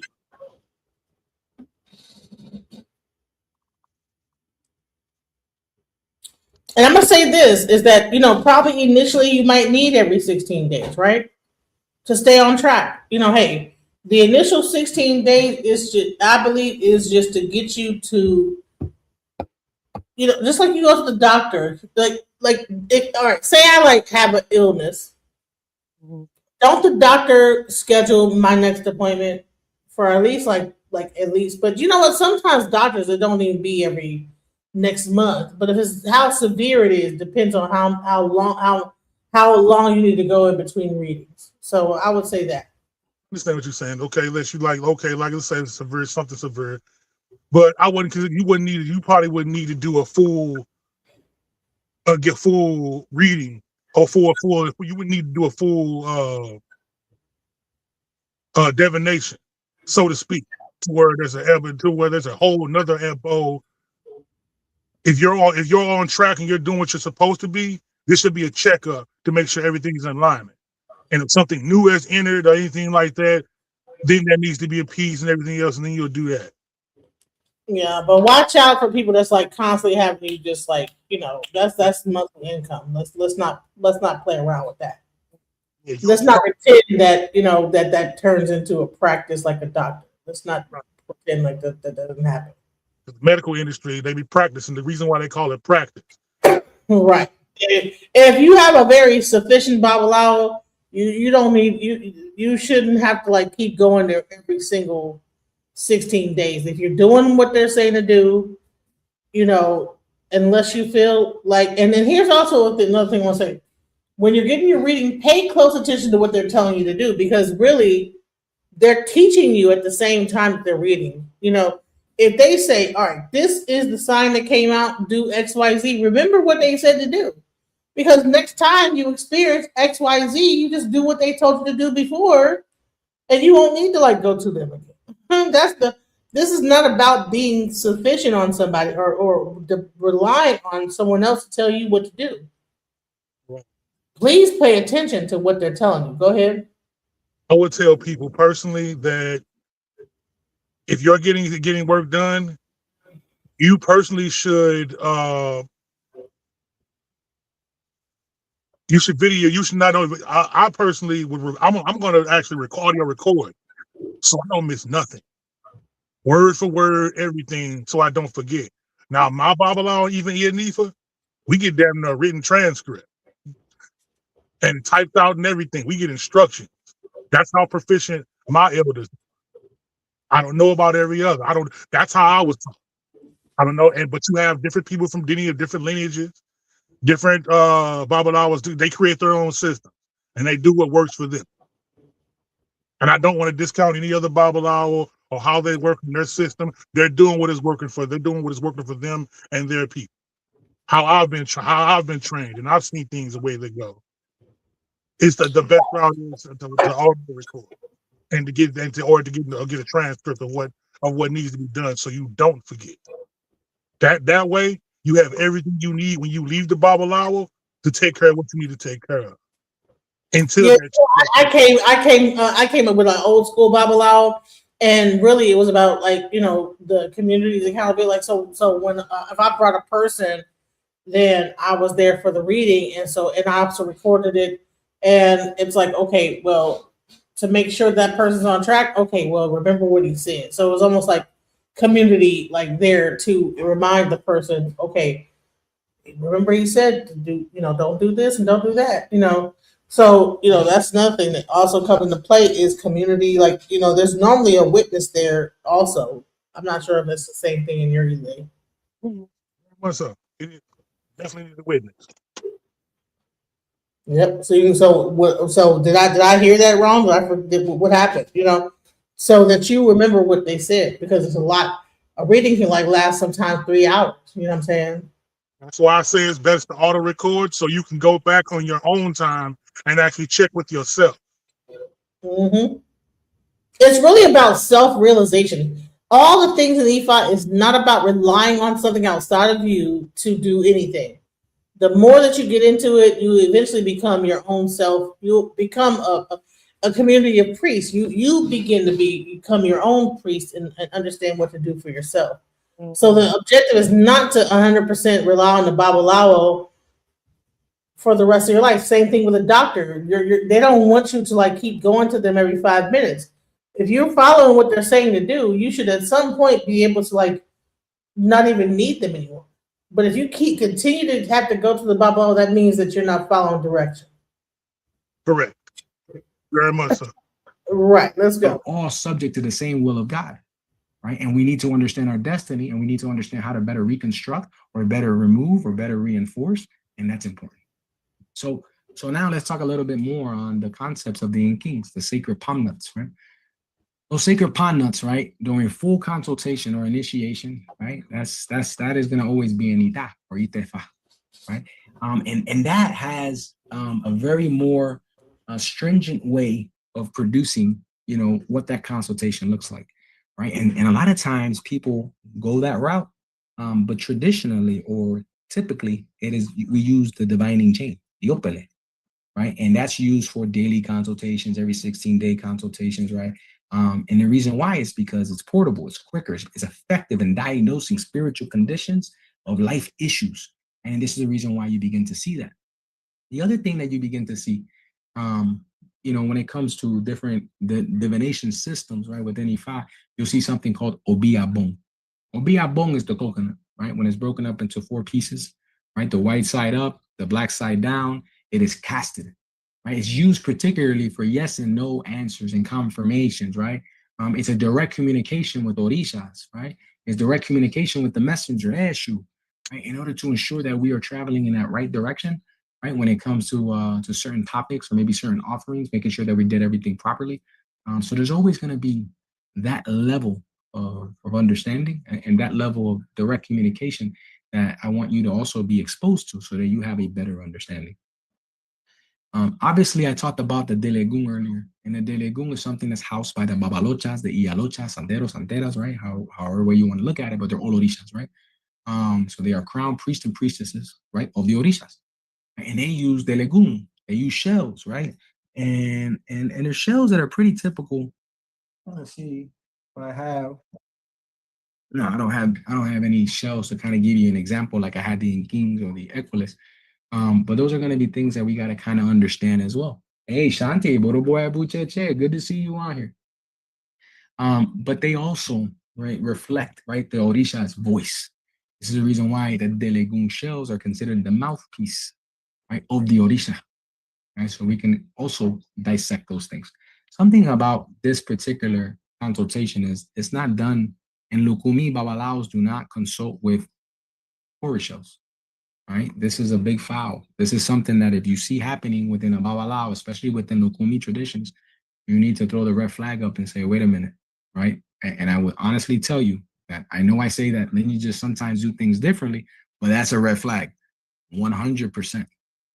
Don't pass go, don't collect $200, right? Monopoly. But that's something you got to be careful about. We got people that are doing crazy things nowadays. Why? Because they jump on social media, they get an idea and they run with it. Right? And they think that what right looks like, or people are maybe just untrained, right? Or maybe they're just faking the funk and they're wolves in sheep's clothing, right? And you got to be careful with these things. All right, let's dig deeper. Let's dig deeper. What is the purpose of a consultation? Right? I gave you. So real quick, if you see a Babalawo doing Dilagoon, which is consulting the Orisha, that's a big no-no. But he should be using a king or a Pueli. Or Orisha or a priest of the Orisha uses Dilagoon. So I just want to make that clear. So let's go. The analogy, right, of the doctor and the patient. Now I'm going to give it to you a little bit more extended. You go to the doctor for a specific reason. He does his exams, his tests, and whatnot, right? And what does he do? He comes back and he gives you the results. Hey, the blood work says this, the x-ray says this, this is what you got to do, this is how you're going to prevent X, Y, and Z. He gives you all this good data, right? Okay. And then he says, here's a prescription, take it to Walgreens or CVS or wherever you get your pharmacy meds from, right? And get after it, right? Same process, right? Give you an example. In Ifa, I cast 3 signs. Those 3 signs, right, is my examination. The prophecy reinforces the examination of those 3 signs, those 3 odun, right? And then what do? I say, well, Ifa gives you advice, pa, pa, pa, pa, pa, and hey, now these eboses come out and pa, pa, pa, pa, pa, that's the medicine. No different with what a doctor would do, right? So whether it's your annual checkup or whether something particular happened to you, you broke a leg, you broke an arm, you got to look at that, right? And this is the reason why this is important to understand. Because consultations fulfill both a spiritual and a practical role. A physical and spiritual come together and they meet up, and now you create greatness, right? So again, yeah, if you guys have any questions, put it in the chat. I don't think you can put it in the chat unless you subscribe, but feel free to do so. Orumila, right? When we talk about destiny alignment, when we talk about Ori Inu, right? We talk about Orumila and the Babalaos doing consultations, and as disciples of Orumila, we understand that Orumila is the Eleri Iti, the witness to faith, the witness to creation, right? And only through Ifa can one access their Ori Inu. Going back to what I said earlier, right? I'm getting all this data from you, or I'm having you manipulate different things that are called Ibos. I show you an example, Ibo, right? That's Ibos, right? So either the rock, right? Or you got the shell, or you got, and typically this is what you see in Lukumi tradition is we have the rock and we have the shell, right? And this is what we tell you to shake, and we tell you to split it up, we do all these things. Anyway, but that direct connection, nonetheless, right, is our way of better communicating with Oriinu, right? Or we say, I need a lot of personal information, your age, your mom's name, your dad's name, and I need to better understand this. If you have hand of Ifa, what's your Abofaka, what's your Ikofa sign, who's your guardian Orisha, because then boom, now I got you, right? And that's your Oriinu that I'm trying to communicate with, that I'm trying to align with, right? In order to diagnose this, either this energetic imbalance or reinforce an energetic alignment that you have. Think about it, right? So now you understand. In a numerology sense, right, you understand you have 256 oduns, right, which are binary codes, right, because odu stands for the womb of life, the womb of creation. Odu, 256 of them that hold all the esoteric truths, almost like a DNA patterns, right, of cause, effect, transformation, right? And when you look at it, you look at it from a cosmological sense, right? The Oduns are records of every human experience, ancestral path, divine decree, right? From Orun, the spiritual realm, to Aye, right? Earth. So when you look at it, you say, okay, well, consultations track the energy fields of a person, a family, a space. They identify the stagnation, the inversion, the amplification of something called Ache, right? A divine blessing, right? So then when you look at it in that sense, you say, oh, okay, I think I get it. I think I understand. So now you start to kind of say, okay, what is, the consultation truly trying to get to? So now we could dig even deeper and we say, okay, well, consultations distinguish between temporary setbacks, right, and fated conditions, right? So if the consultation is to distinguish between these two set things, right, then we need to do what? We need to begin to analyze that and get to the solution, the prescription, right, the ebo, right? And ebos are to correct those imbalances, right? That prescription that a doctor gives you to reestablish the alignment with Ori, with the eguns, right? The orishas. The ebo is to restore the flow of Ire, the blessings, right? Whether that blessing may be Aiku, long life, whether it may be Ire Owo, wealth, prosperity. It can be Ire Ife, right? Which is love. It can be Ire Ache, spiritual power. It can be an array of Ires and blessings, right? But what we're trying to counteract is that Osolbo, that misfortune, right? Of Arum, which is sickness, Iku, which is death, Ofun, which is losses, Epe, the curses and whatnot, that gets diagnosed. And this is the reason why Ebo has to happen. Ebo is super important because your Ori would have never guided you, right, to a consultation if any of that was not valid and any of that wasn't necessarily, important. So, that leads me to my next point, right, which is, why even receive a consultation if you're not even willing to better understand where that consultation is going to take you? In the Odun of Ifa, in Ogundache, we talk about the sacred word of Orunmila, right, and the offensive nature of why did you get a consultation if you're not going to listen to the advice or you're not going to do the abo? Might as well not even get it. Right. So those type of things are important to understand as we try to kind of maneuver where the faith is going, right? And where your spiritual alignment is going. Again, people ask, why are you starting your favorite Babalawo Institute? Right? Because think about everything that I have said thus far, right? The reason why I built a curriculum, the reason why I posted that curriculum and I want people to join, right? The reason why those that have subscribed to certain packages, right, in the membership of this live, I'm going to give you the first month, 4 sessions live, starting in July. You just got to email me, right? So if you got this far, so now let's talk a little bit more. Consultations. Why and when consultations are important. The consultation guide, right, is to guide you through decisions, major decisions. Maybe I want to get married. Maybe I want to open up a business. Maybe my health is deteriorating. I need to get better. Maybe I need to work on relocation. Maybe I want to have a child or I'm childbearing.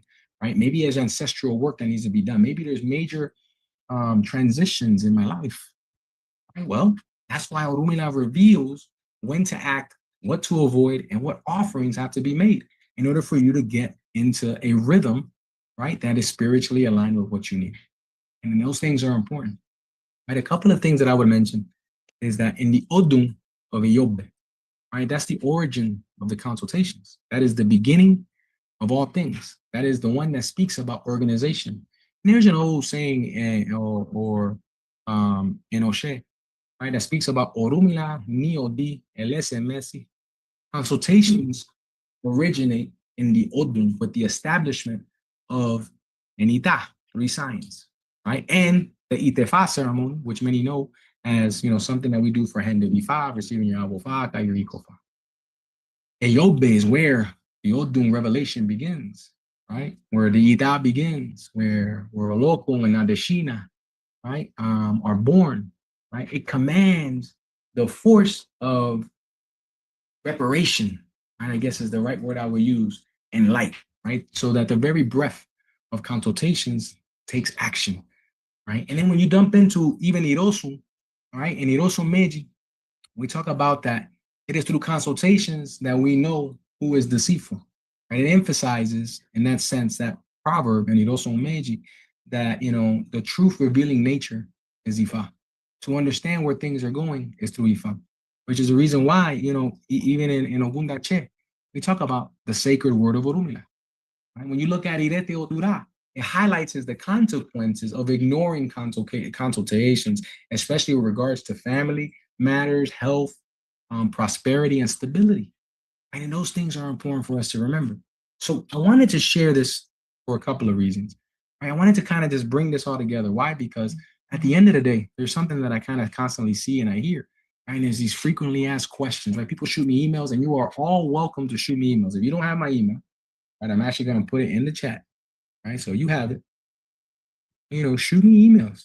Let me know what you're thinking. Let me know if you have a question, right? But some people ask, and especially those who are new to the faith, right, they would ask me, hey, what's the point of the consultation? How often should I do the consultation? Hey, this is my first time doing a consultation. What should I know? What should I do? And me explaining it through this video, I think clears things up. It allows you to kind of see the truth in the matter. It allows you to educate yourself and to empower yourself to see when is it that you need something and when is it that you don't. Again, the common theme is people do consultations every 16 days. I always like to tell people, listen, 16 days, I get it, but money doesn't grow on trees, right? And you're not getting free consultations, right? So we got to be methodical about this, right? So if you did a consultation, at least wait a month, right? If things are still flowing and you feel that you're spiritually aligned and you are doing everything you need to do, then maybe you wait every 2 months, right? And those are things that you need to kind of analyze, right? Now, for those of you who have Ecofa and Awofaka, another point that I will bring is that remember that your Awofaka or your Ecofa, the Odun that you had when you did Hand of Ifa, and that is your foundation to it all.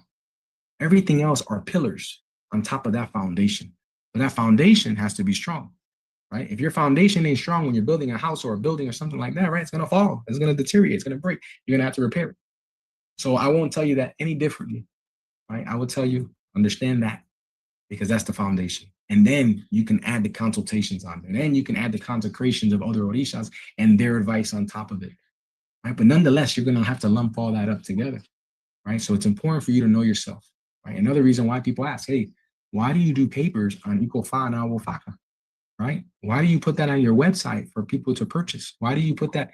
Because I'm very much invested in your spiritual development. Not just because I jump on YouTube and try to teach as much as I can, but no, it takes me to do one paper, it takes me weeks, because what I do is I take your oduns, I take your prophecy, I take as much data as you can give me, which I sometimes think is pretty sad that not everybody has their full consultation or their full ita, right? The 3 signs of prophecy, because I think you don't have a full sight picture, right? And then for folks that leave spiritual homes or their godfather passes away or whatever occurred, right? So word of the wise, right? If that becomes you one day and you need to receive your hand of Ifa and you receive it, try to make sure that you get all 3 signs. Try to make sure you get your prophecy, your guardian Orisha. And even then, try to get as much data as you can out of the situation, right? So then that way you understand your foundation even more, right? So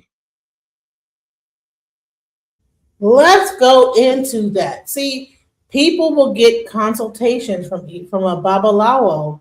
They don't understand that this is a record of your life. Can you go into how important it is to keep track of everything that you're being told? Like if you go and get like a life read, say you get you get your warriors, right? And you get your sign, your final sign, your sign that you came on this earth with. Ikofa, right? Is it not Itefa, right? You get that. People get so used to just being told what to do that they're not as interested in recording the information about what they're being told. And then they, you know what I'm saying, you don't even know what the hell, like, what's going on. Can we talk about that?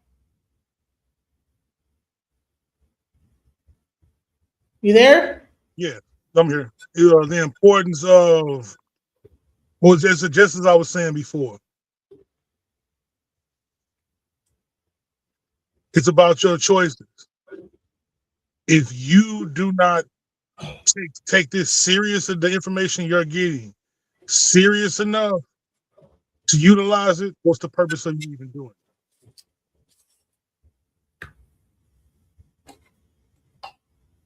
it? Pretty much, right? So whenever you get a reading, you need to be recording everything. You need to be able to go back and check, because this whole thing is about your life and trying to be better for yourself. Yeah. And I'm one person that didn't even know this. So trust me, I wish, because my he said that whenever your godfather might pass away, my godfather passed away. He was in his 80s. So I can't go back and say, hey, well, what'd you say? You know? Now he has it in a book somewhere, but I don't even know. He recorded it, but you know, he's passed on now. And that's another thing. Practitioners, because they're almost like doctors, they keep records of all their client, patients, whatever you want to call them, or godchildren, and they know like their godchildren. They know them like the back of their hand. They can like go into their book and say, okay, so you came here on this day. You could like pretty much like a real person that's really doing this. It's almost like going to the doctor. They keep records. They know everything they told you.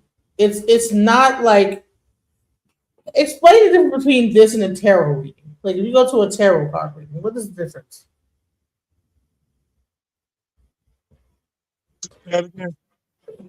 What is the difference between an EFA reading and a tarot reading? A tarot reading from the what is it? 12 major arcana in tarot. Yeah. Tarot is actually part of zodiac. It's a form of divination. It can be accurate, but it's not as detailed as it needs to be.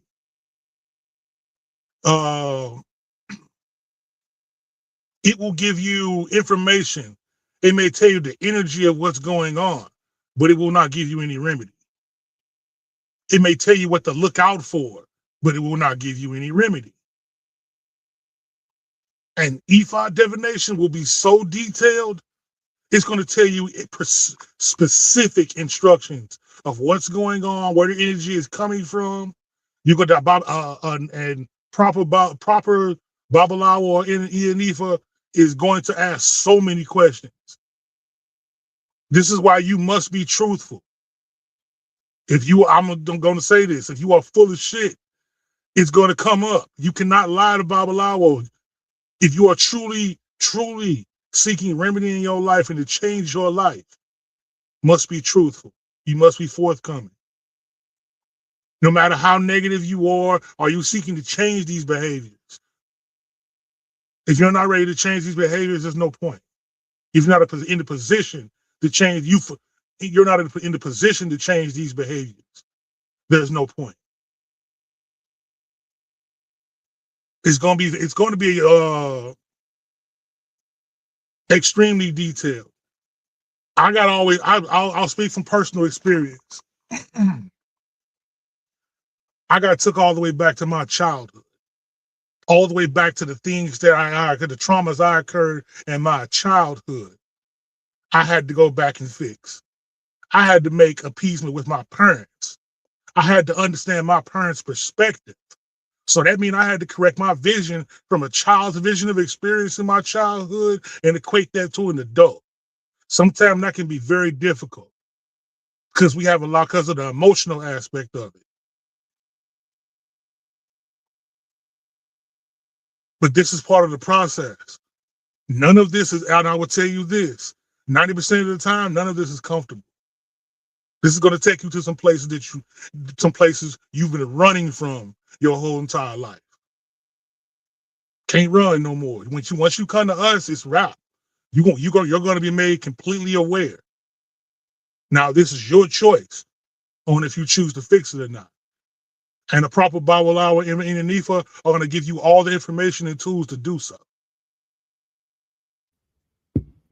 Right. And so, and we're going to start doing readings here coming up. We're going to probably move this up earlier in the day so we can it's not good to do readings at night. It gets weird, but once the sun goes down, that's it. But I would say that we will begin to do readings. They will not at we can't do a full reading, but we'll like at least do basic readings. And then if you guys have questions about certain things, we between Ifa Kolade and myself, being Olarisha and him being a priest of Ifa, because sometimes like if I can't answer a question, like him being Oma Awo, he might be able to with the Opuele be able to answer the question because the Dilagoon at some point, the Orisha stop answering questions. So sometimes it's like, okay, well, I can't answer that no more. But he has the Opuele and he'll be able to clarify certain things. But we're gonna like start off just doing like just basic readings, right? I personally don't want to go any. I wouldn't go any further than yeses and no. Anything further than that, you need a full consultation, and that's going to take a whole type of different setting and time, and a level of actually of tuning into your personal energy. I don't think most people want to have that on a live stream because it can become uncomfortable. You may find out some things that you didn't want to hear, or you don't want the world to know. I believe that too. So we will start off doing yes and no's for people. Yeah. Now you're speaking on events and things of that nature like that. We may be able to get a bit deeper, but as far as personal aspects, no. Yeah, because that could be embarrassing. Because if you have a STD or you have something going on, it'll come out in the reading. Trust me, it'll be like this person needs to go to the doctor because they have an STD. Like it'll be really very like when you give readings, it can be very very. You'd be surprised how intricate it is. Very very. Honey, the police is gonna come. You gotta go to the watch out for the police. You've been robbing houses. Oh, you know what? Guess what?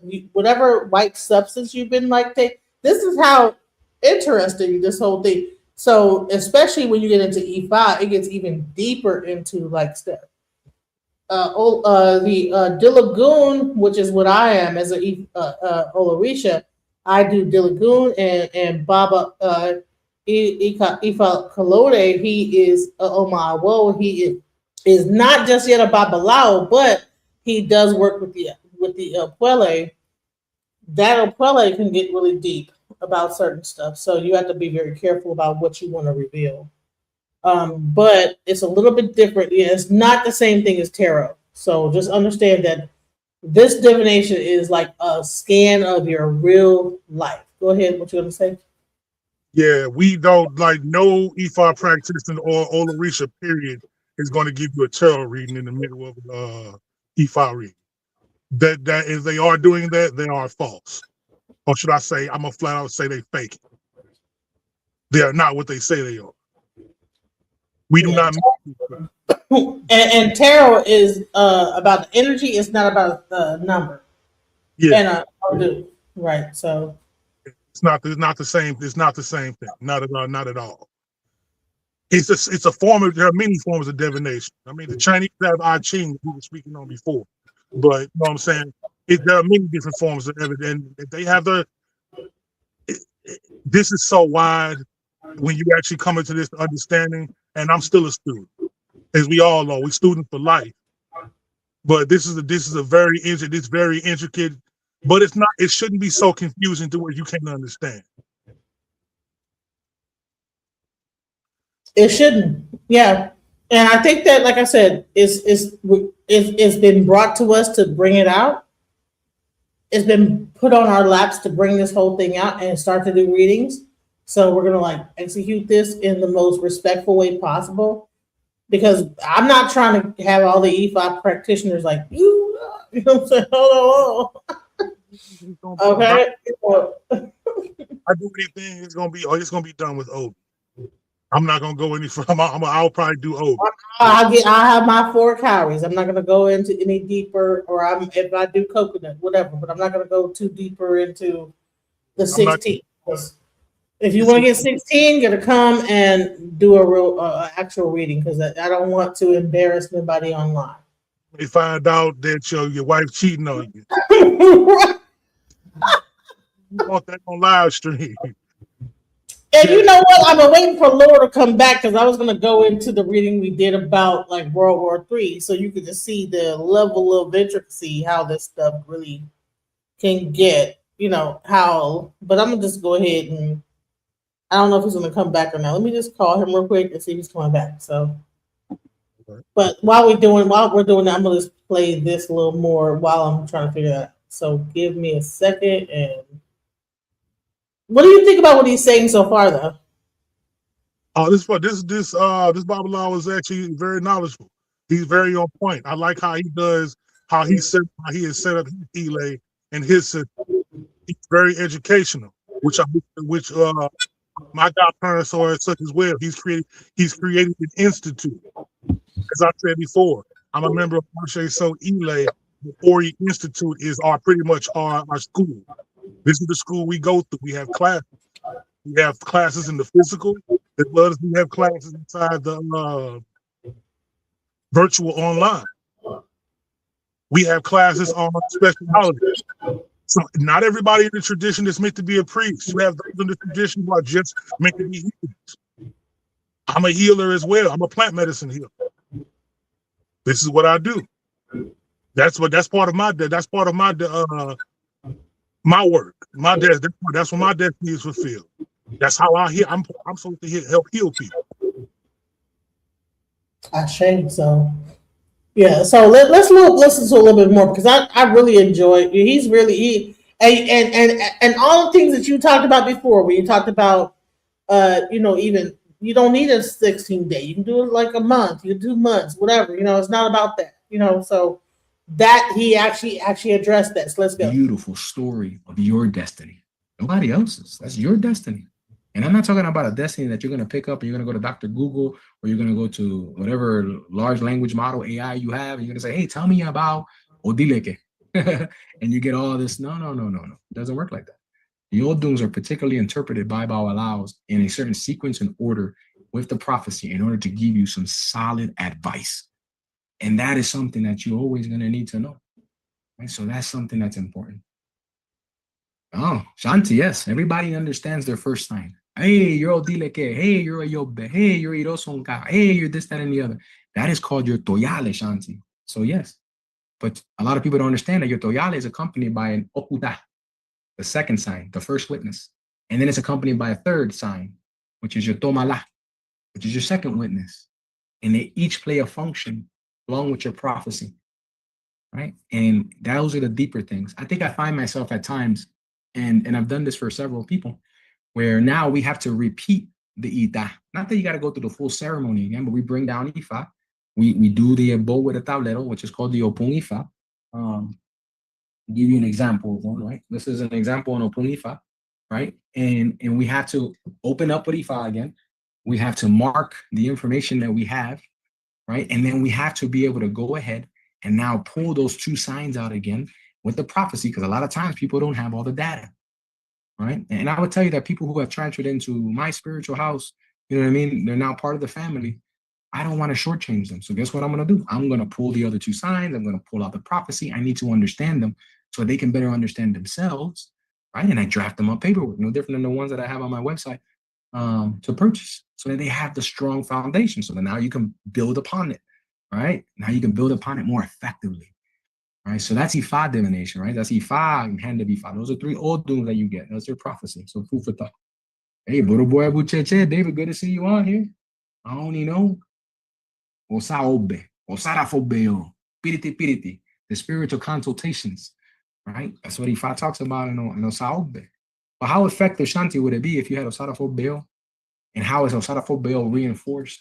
And how are the solutions to your problems and how you grow into your destined path? Now we're talking about a full picture. Osarafobeo, Piriti, good on you. Spiritual person, strong connections to Eguns, Mafarafung Eshu. You could talk about that all day, but we're missing things, right? And that's the key. That's the key to it all, right? To making sure that we have a full picture. But don't worry, Shanti, and for anybody else who doesn't have their three signs, those things that can be reproduced, right? Now, the Toyale is important. The Toyale, your first sign, is very important to know Your guardian Orisha is very important to know, and those are not things that we will repeat. But how to reinforce that Toyale, that with that Okuta and that Tomala, that first witness and the second witness, we have to have it, and we got to see how that interacts, and those are important to have. Numeis receive multiple Oduns as well when receiving hand of Orumila. Ay, Buruboya, Ochun Foke, Munde, Alara, Buruboya, Bucheche to you, Ikaro. So Fortuna, I'm gonna tell you like this. Everybody gets a Otoyale, right? And there is going to be those moments, right? When a Meiji comes out. But when a Meiji comes out, that's one thing. When a Meiji comes out on your second sign, the Okuda, let's say it came out Eyobe, the first Odun, the beginning of things and the end of things, then we will not throw in third sign. That is okay. You will see where some people have 2 signs and some people have 3 signs. That is okay. The Buddha Boya. Okay. No good. All right. Teammates, my spiritual E-land, YouTube land. All right. So he's just going through people asking questions about their Odu. Let me I was trying to like reach out to Laurel. He's not answering. I don't know what's going on. But let me I think this is an interesting thing that happened. I'm gonna just remove this real quick. This was an interesting thing that happened. So we did a reading on World War III. All right. So, and you might be able to like give some information about like, you know, maybe from the Odu perspective. I'm not sure like if you like, you know, how much you remember. Because, you know, some people like, you know, read the book and stuff. But hold on, let me just find this. All right, we're gonna go into the reading for World War III, just to give you an idea of how it works. Okay, this is, you know. Hold on, let me see this.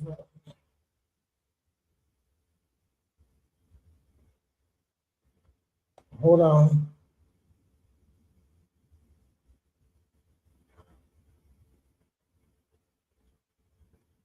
Let me try to find. I had it up here, and I don't know why I like closed it out. Just do this.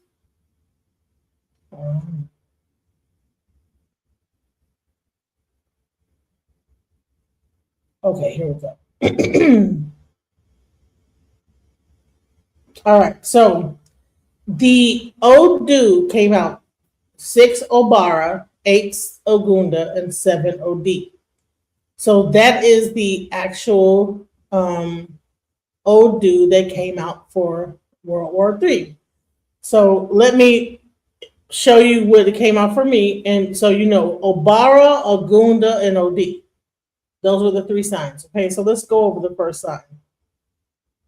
All right. And then maybe you can expand on the Odu and what that particular Odu means. Okay, so let me do this. Let me just I probably wouldn't be the best actually to go. I'm at the moment. I wouldn't be the best to completely go over. I would have to go into like word.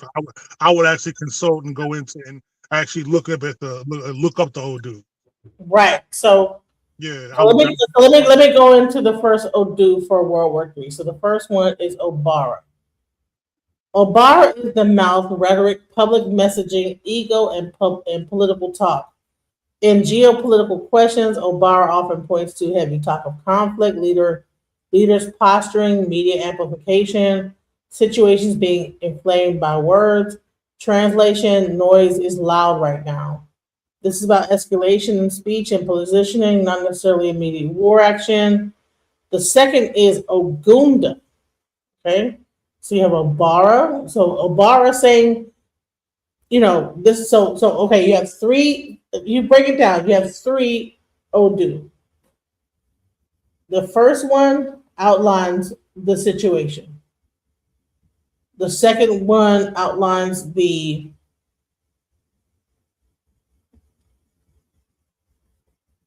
the birthing of what birthed it and how it is like showing up, right? The second is the current situation, and the third is how it all resolves. Okay, so right, first one, the surface layer. Okay, 6 Obara. Okay, talking conflict, leaders posturing, media amplification, situations being inflamed by words. Translation: the noise is loud right now. This is about escalation in speech and positioning, not necessarily immediate war action. And as you can see, that's exactly what's happening. There's no immediate war about to happen. So the next thing, okay, the next is Ogunda.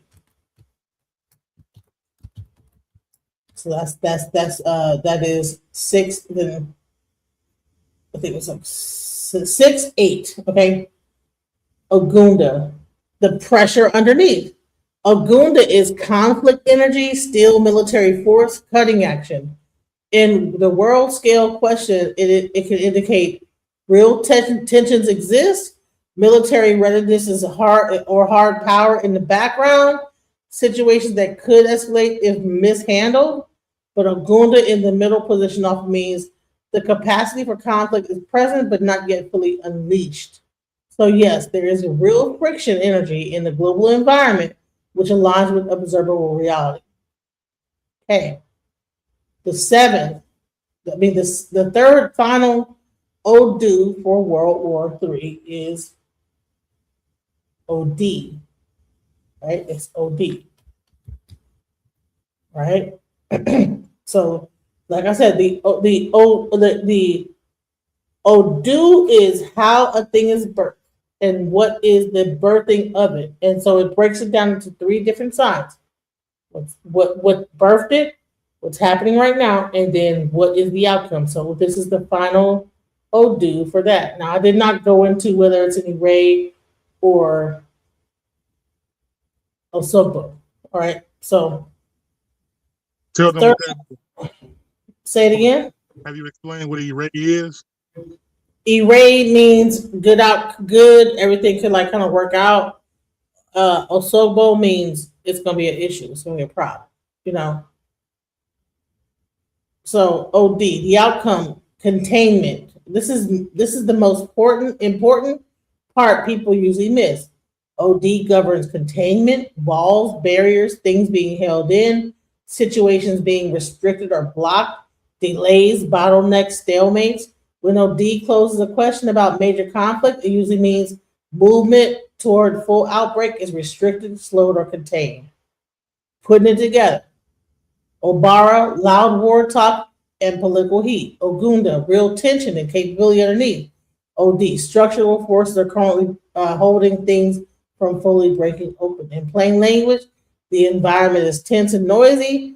The potential for conflict exists, but there's a strong containment forces presenting full-scale eruption right now.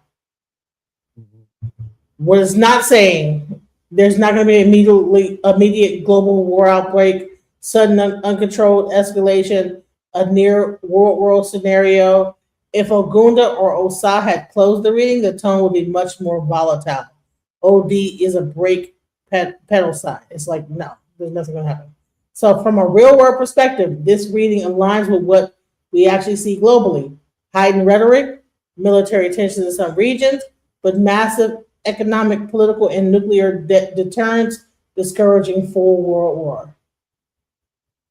So basically, from a real world perspective, this is all a show. Pretty much.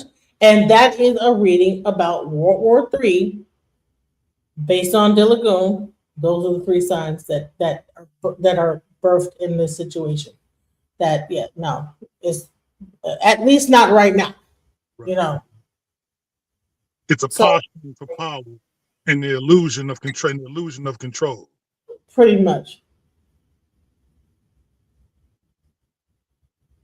And I could have like really went deeper into it with the next 12 to 24 months energy looks like and stuff like that, but I just didn't want to do it. But pretty much it's straightforward, you know.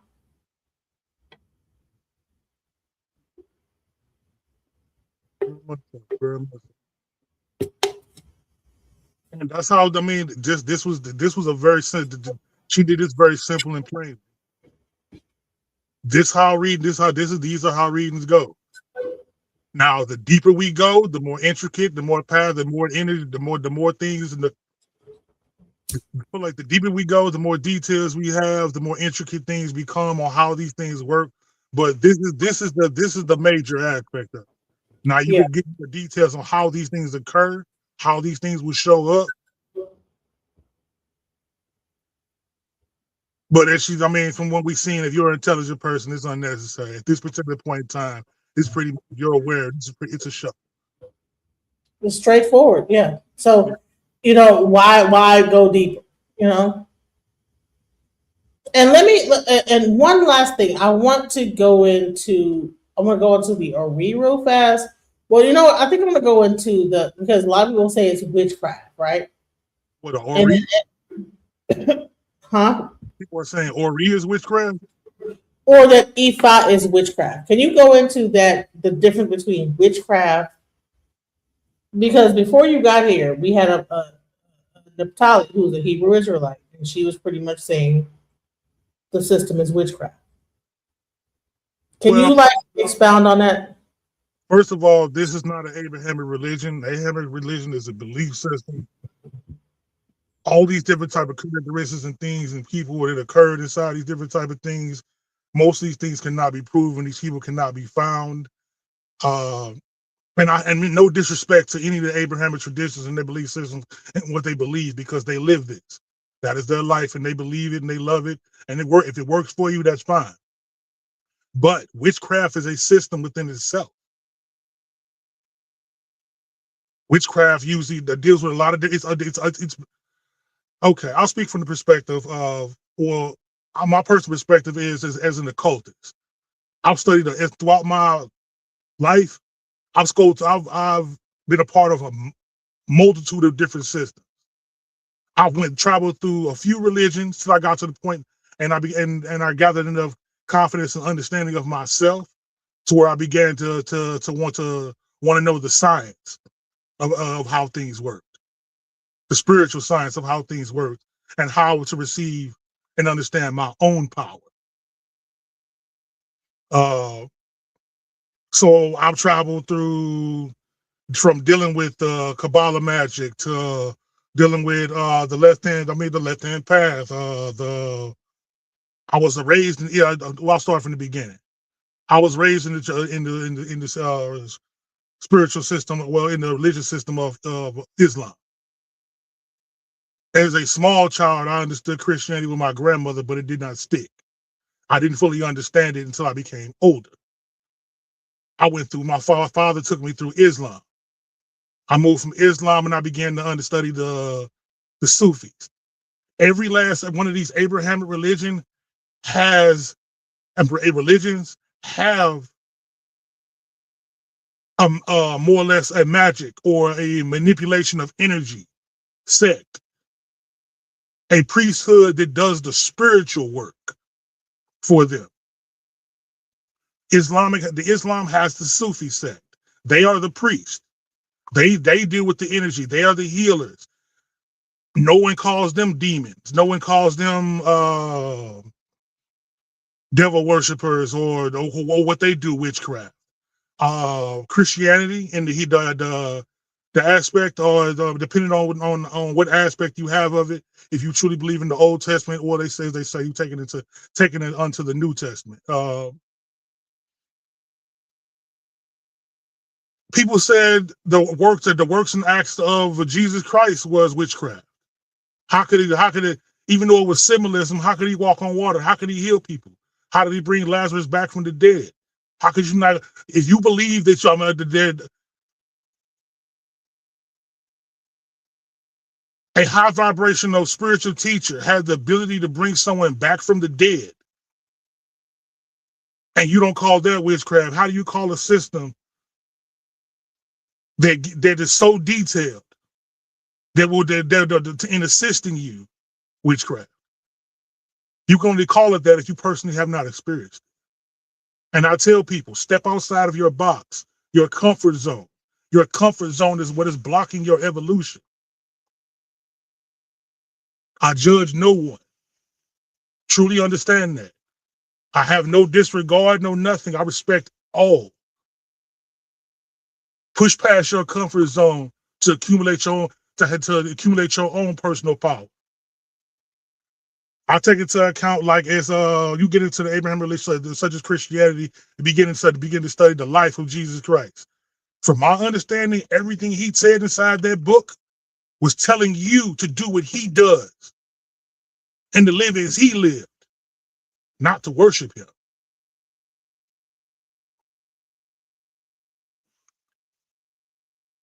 Magic itself is the manipulation of energy. That's all it is. As the Babalawo said, everything is energy. This is what Christ did. Christ wasn't a sword. I mean, and Christ is a title, not a person. So I'll just say Jesus. Jesus was, or Yahshua, if they want to get from the Hebrew aspect. This man was a high priest.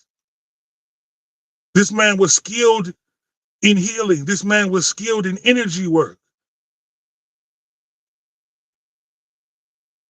The system in which that was used at that particular point in time by their people was Kabbalah. Kabbalah is the Hebrew is the priesthood. The Kabbalah priesthood is the priesthood for the Abrahamic religions, or not. Well, Islam is the Abrahamic religions, but such as the Jews, so to speak, and the Hebrew Israelite aspect. Do they study Kabbalah? And if you are a Hebrew Israelite, and you do not study Kabbalah, you're leaving a key part of your evolution and your personal spiritual system out, because you're not talking, because that is where your remedy lies.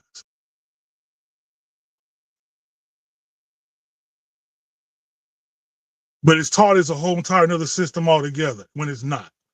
That is the basis of the whole entire Abrahamic traditions. Is Kabbalah work. That's where Kabbalah work, where you go into your tree of life. Tree of life meaning your the same system that the Indians call your Kundalini.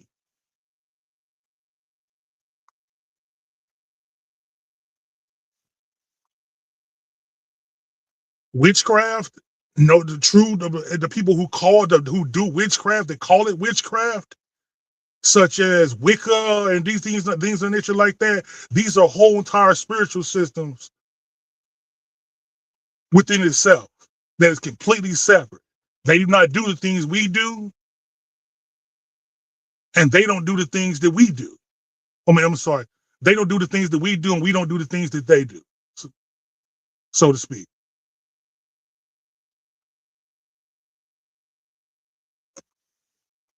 Most people in the Abrahamic traditions now, is the way that they are taught. Anything outside of what they're teaching is devilment. It's negative. It's tapping into Satan.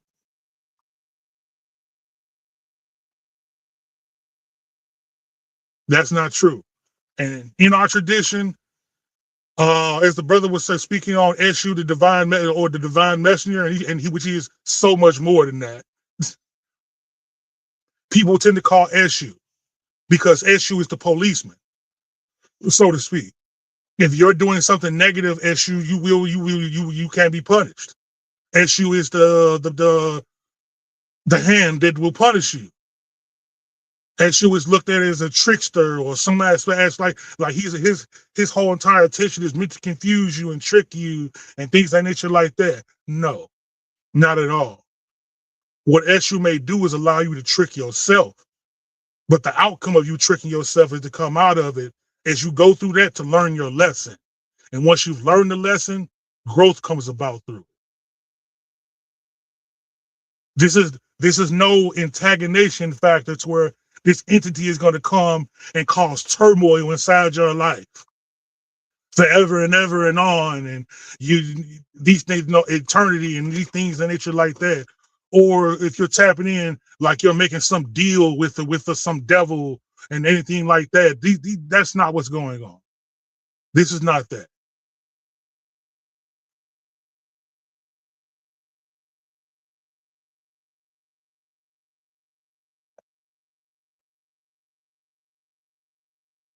Also, as I explained, I've spoken to Hebrews, people in the different traditions, they tend to believe that Olarisa practitioners, we worship statues and things of nature like that. No, we do not. We do not worship those statues. No, none of this type of, all these are like your pot or this is where you make, this is. Oh no, don't say we worship the ancestors. We worship them, and it was even a question that they asked: do we sit around at a table and almost like we in a seance level type of thing? Like I'm like, what? Like, no, we don't sit around.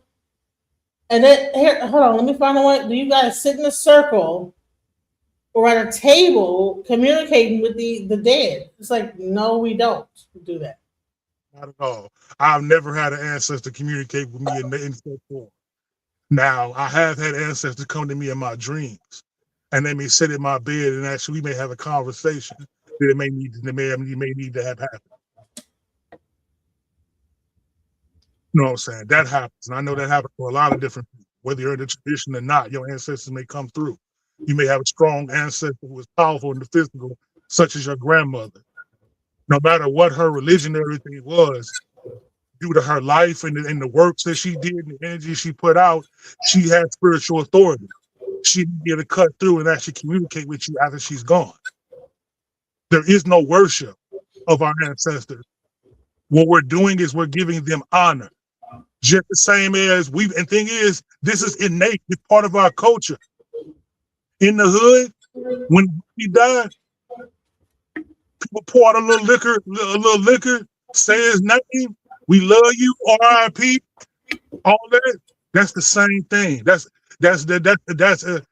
ancestor veneration. We're venerating our ancestors. We're raising them up. We're holding them at high honor. That's not the same as worship. I'm not going to my ancestors, bow to my ancestors, and I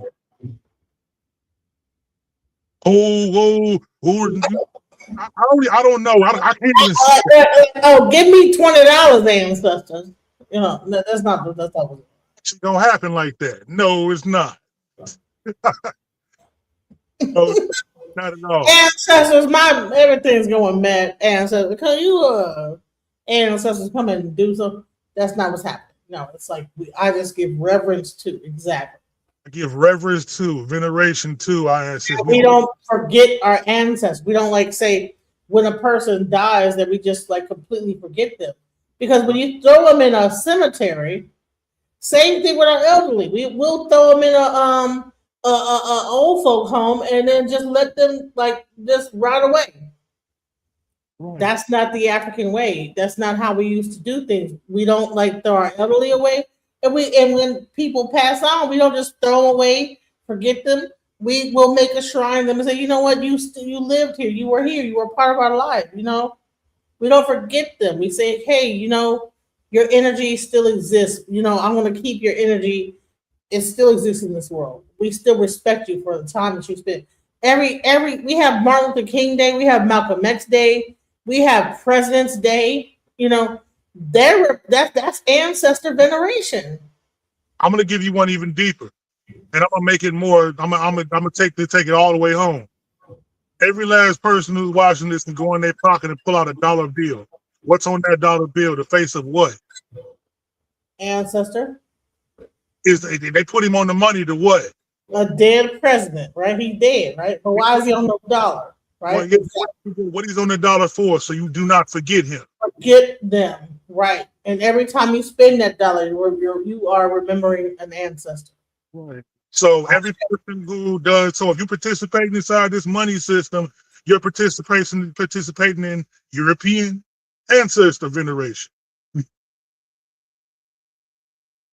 They're just not doing it out in the open, but they're doing the same thing they're telling you not to do. We got to get beyond the delusion. We have to pull ourselves out of this Western ideology and Western culture and Western thought process.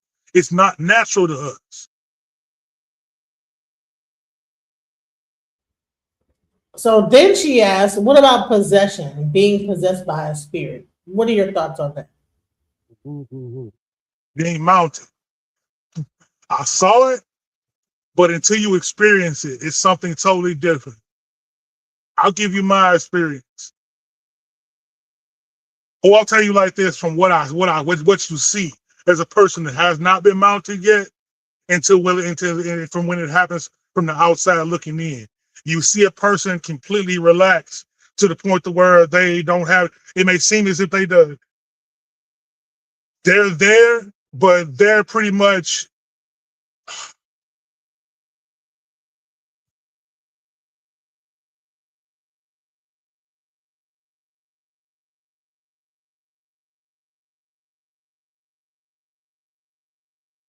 sometimes the Orisha may mount you to truly have a full conversation with your Ori. And in this process, you may dance around. That may be part of the process of what caused you to go into trance, to open yourself up enough for them to actually come in and that connection to be made. And when that connection happens, that's a certain energy work and energy transfer which happens between you and that Orisha. You see people dance and dance and dance and dance. Sometimes you see different Orishas. You may have a person, while they've been mounted, they may become invincible. They may be able to sit themselves in fire because that Orisha has come and has actually come into them, and to where their physical is no longer physical anymore. Seen it. Complete body all on fire. Fire will not burn them. People people cutting themselves with glass, chewing up glass, things of that nature like that. These type of things happen. All these things, Spirit is showing you that the power of you. None of these Orisha are outside of you. Nothing in this spiritual tradition is outside of you. All these things exist with inside you. Now you have let's say five major Orishas. And we spoke on Olokun, which is the ocean or the source of water, period. I got mounted for the first time at the beach during the Olokun celebration. Olokun took me to Olokun's realm. I'll go into that in a second. But what? Wait. Olokun took you into the water, deep into the water, the bottom of the ocean? Oh yes. But it's not. It's interdimensional. It's not what you think it is. We were not exactly in the ocean like I'm in water and all this. He took me to a realm where I'm living and breathing in and all this and all that. And like he was comfortable. Like it was like the sun was setting at a certain point and it stopped right there. I have not been in my life in a more peaceful state. That's where I was energetically, my soul, everything. I was there. And I saw what I needed to see at that particular point in time for Olokun to give me the healing that I needed at that particular point. What my physical body was going through, I was standing there yelling at the top of my lungs, like this. I didn't know none of that. I felt with my own body. I thought I was just doing this. My daughter was there. And, I mean, it was like, she like all this. She saw this in the account. That's how I got the proper account of what was going on. I felt so good. I felt so at peace. I felt like I was at home. I received a level of healing that I needed at that particular point in time. And I went forward. In that case, I came up out of it. I woke up, I was being held up by my Elasa brothers and sisters. I had a foam being put on me to calm me down.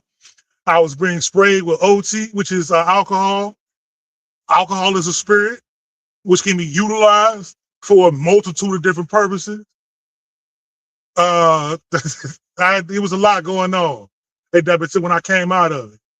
And I had to sit down because I was completely exhausted physically. You're saying that you felt like you were like, Top of my lungs screaming.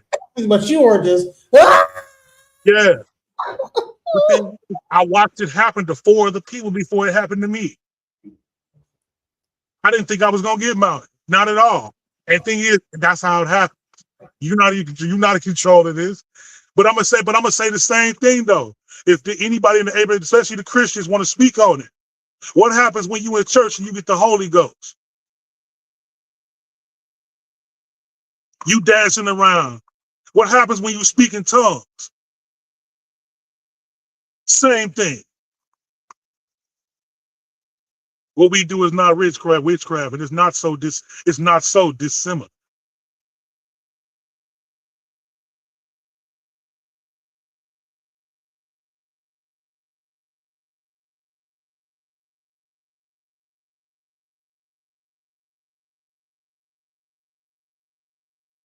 But yeah, that's my personal experience on being mounted. It's something. See, I wouldn't fear it. I wouldn't fear people who are mounted, because inside that situation, we have certain people in the ELA to take care of people, so no one hurts them, or no one is. So she said, okay, but you guys, you just said you don't deal with spirits, entity from another realm. And so what was happening is that, like, when Laura was talking, he says, well, it's about vibration. And all this stuff is just a vibration of energy.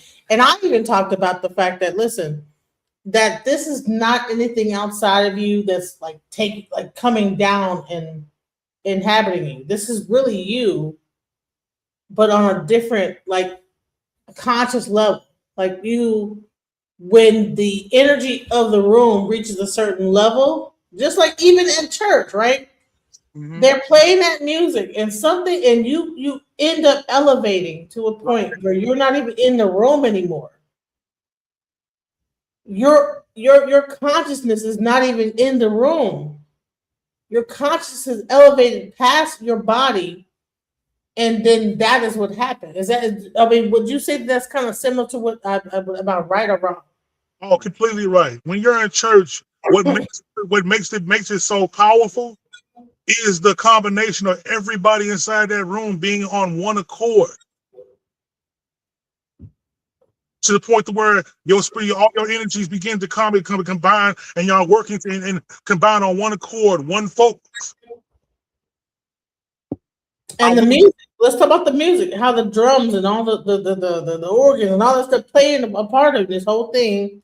Playing certain sounds and this, that, the other. That the music is the thing that kind of like pushes you out of your body a little bit too. Yes, just like you got trance music that you can pop inside your radio and listen to. It'll kind of make you relax, and it kind of make you like trance music kind of take you into meditation. Excuse me. In the tradition, we have our drums. We have our drums. We have different instruments and everything. It's the same as a drum set. It's the same as their organ. It's the same if any horns are playing and everything inside the background. It's the same as that choir singing, which is a vibration. All of them singing inside unison. We have arikis that we sing, which call down different orisha, or bring about the energies of these orisha, and open us up to receive the blessings and the healing of these orisha. Now let me tell you this. Tell me this, right? So you said you used to be a security guard, right? And what I said is that, listen, the same thing happens in clubs. Oh yeah, you turn on that immediately. That song come on that's hot right now. Everybody get dancing in the middle of the floor and turn up. It's the exact same thing. It's our culture. It's our innate. It's etched inside our DNA. We're in the club drinking, and we what to put to the, and you taking on the spirit. Most people drinking to the point where you have opened yourself up. All music has a frequency and a vibration to it. All things have a frequency and a vibration to them. But a lot of this music that we're listening to right now, when you come inside the club, it's so low vibrational. And these low vibrational will get up at these low vibrations. A lot of times They tap into our root chakra. They get us moving. You know what I'm saying? Because it's physical. But it opens up a doorway, a lot of these for the negativity of the words to come in and penetrate and program at the same time.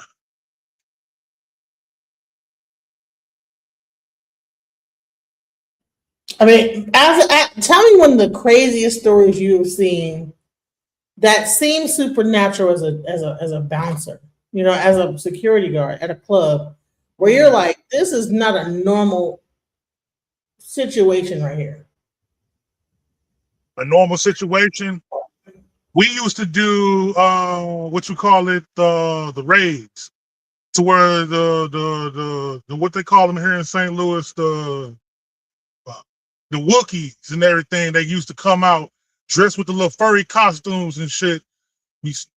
They ain't gonna get off into that. I don't want to be You used to be a rave DJ, a rave security guard. Oh my god, I'm sure you saw, because they were on all kind of crazy. You know, the ecstasy, the LSD, and that stuff takes you into high, super duper consciousness that will have you like, what? Like, so, okay, listen, that you got a story. I know you got a story. The lights. I've seen people's faces transform. As a spiritual practitioner, maybe it's because my lens, due to the vibration and frequency I've been attuned to, I can see what some other people don't see. I've seen certain negative spirits run and jump from one person to another, to another, to another, to another, to another. It's, like I said, it's something to see, especially like when you would be in these allies, so to speak, such as LSD, which is mescaline, such as LSD, which is DMT, I believe, which is something that your body naturally produces. It's just giving it to you from an outside form at a concentrated level, to where you've been given a frequency boost. This frequency boost can be positive or it can be negative. I think these things, as such, these allies should be done in the controlled environment. I don't think these things should be done recreation.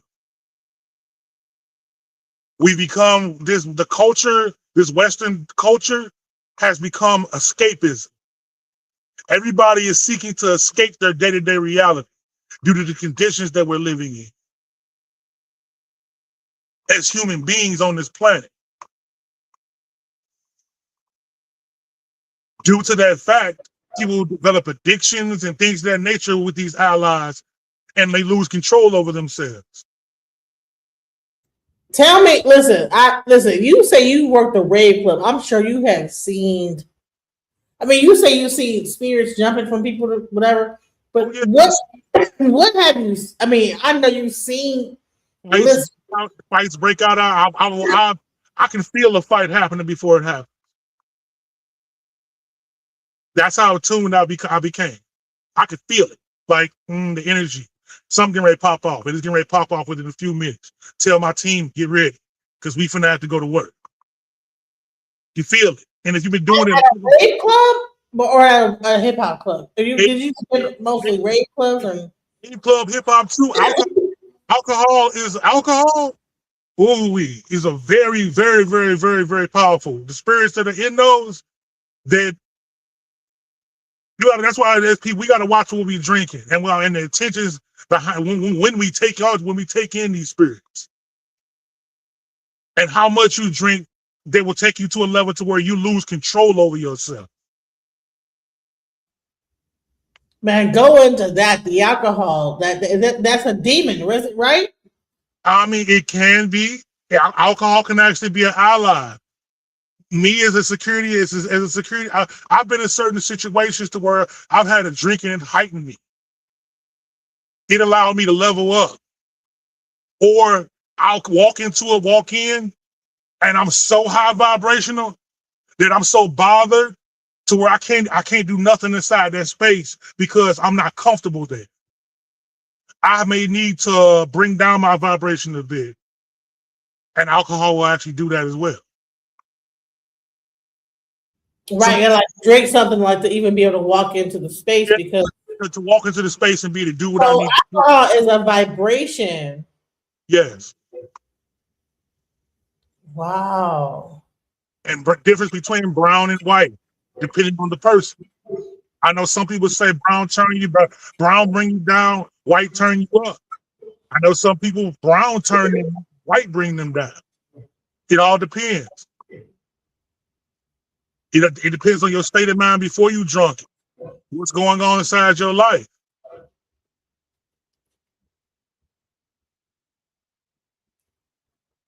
The music you're listening to controls that as well, because the music and these words that say are programmed.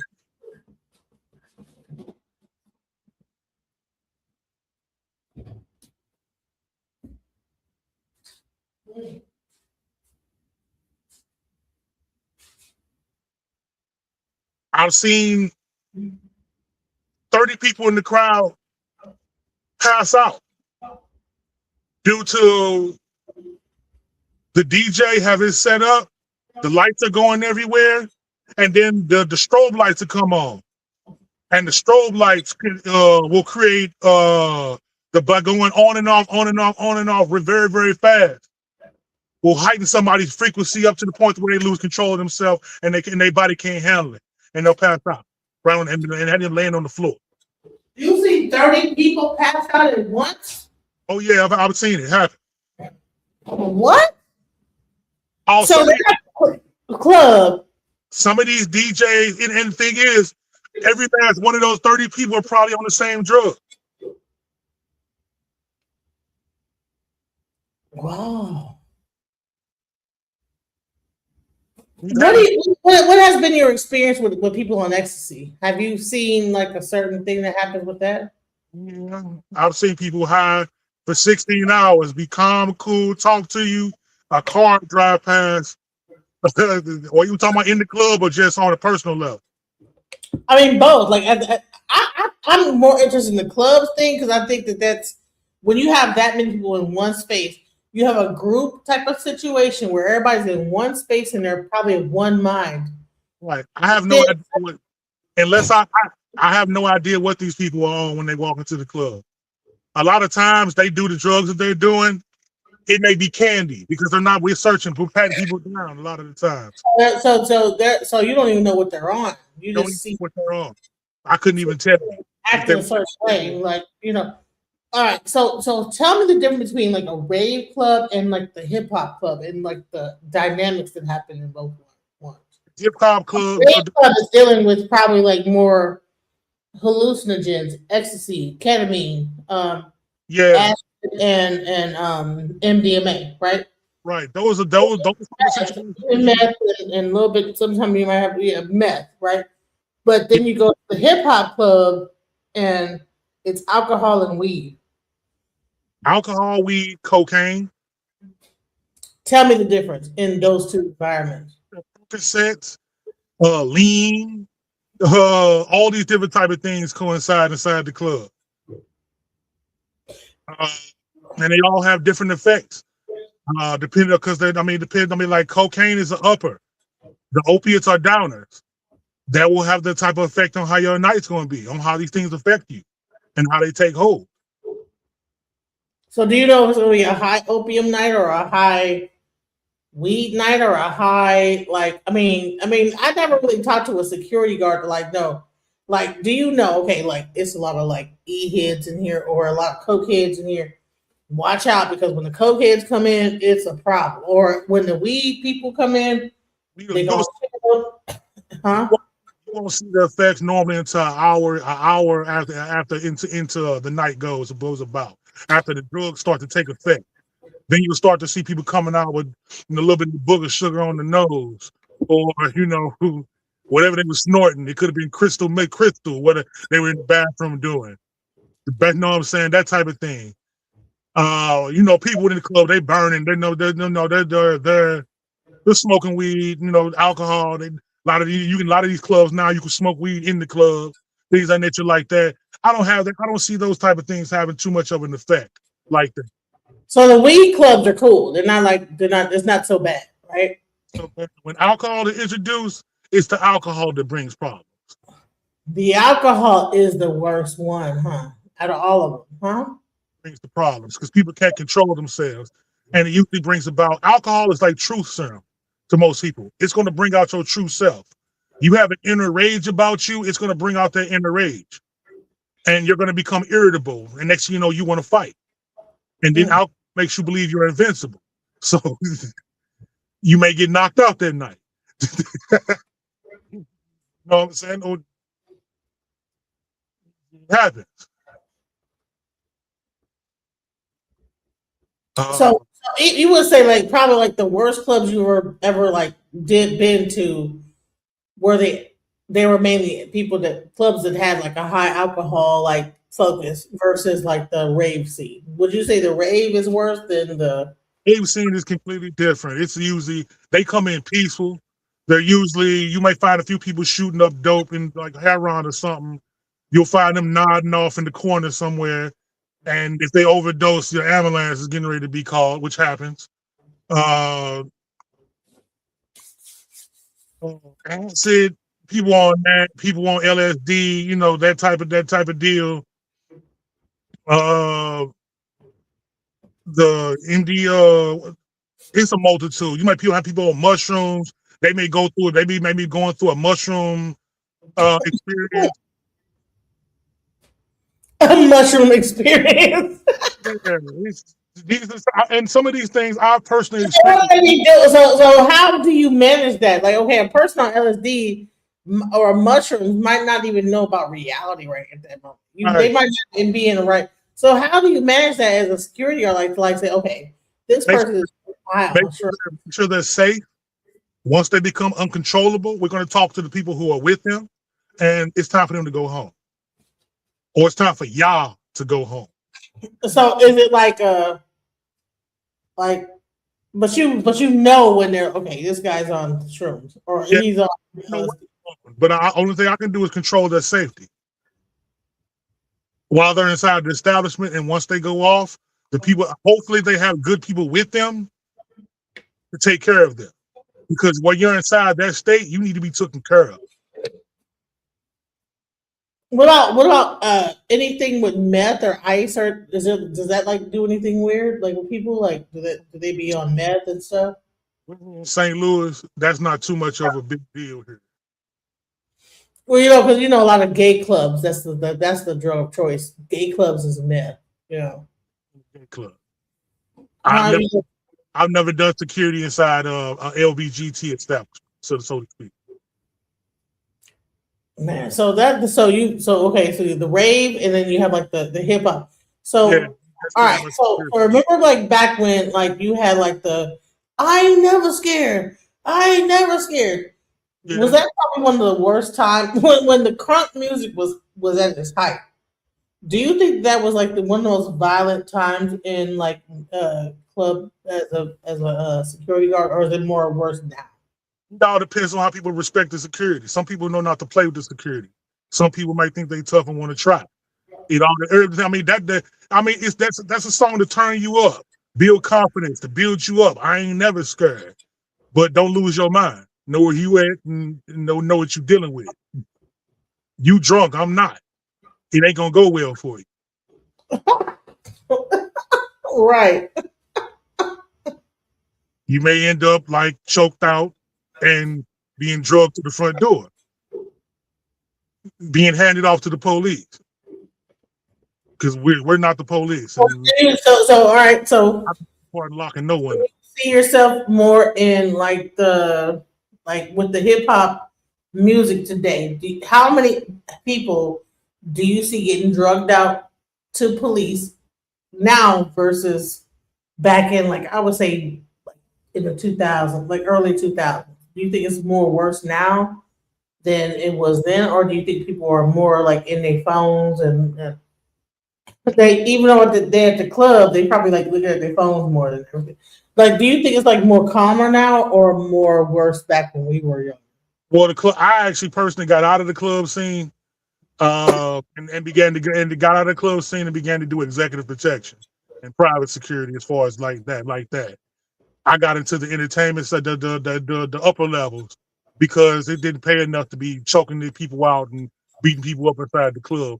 I wanted to get away from that as much as possible and risking my life because when St. Louis has been the murder capital of the world for a very long time, in and on and off with other cities. When you walk outside that club, you may knock that person out, but they outside waiting on you when you get off. And it's getting ready to be a shootout. So here's a question: like, have you found yourself when it comes to celebrities in some weird situations? Like, okay, what do you with all Epstein and all this weird stuff going on? What you experience? I'll say this as in that realm, in the security realm, usually they hire us for our discretion. Now, I'm not going to go beyond my moral capacity because I am an initiated priest. I wouldn't go beyond my moral capacity, but if I'm pushed beyond my moral capacity, this is not the personal client I need to, and I need to hand them off to somebody else. So, without saying no names, what's the worst thing that you experienced dealing with celebrity stuff? I mean, just seeing that tough shit that they speaking in their songs, they not living, and they're the most scary person in the world.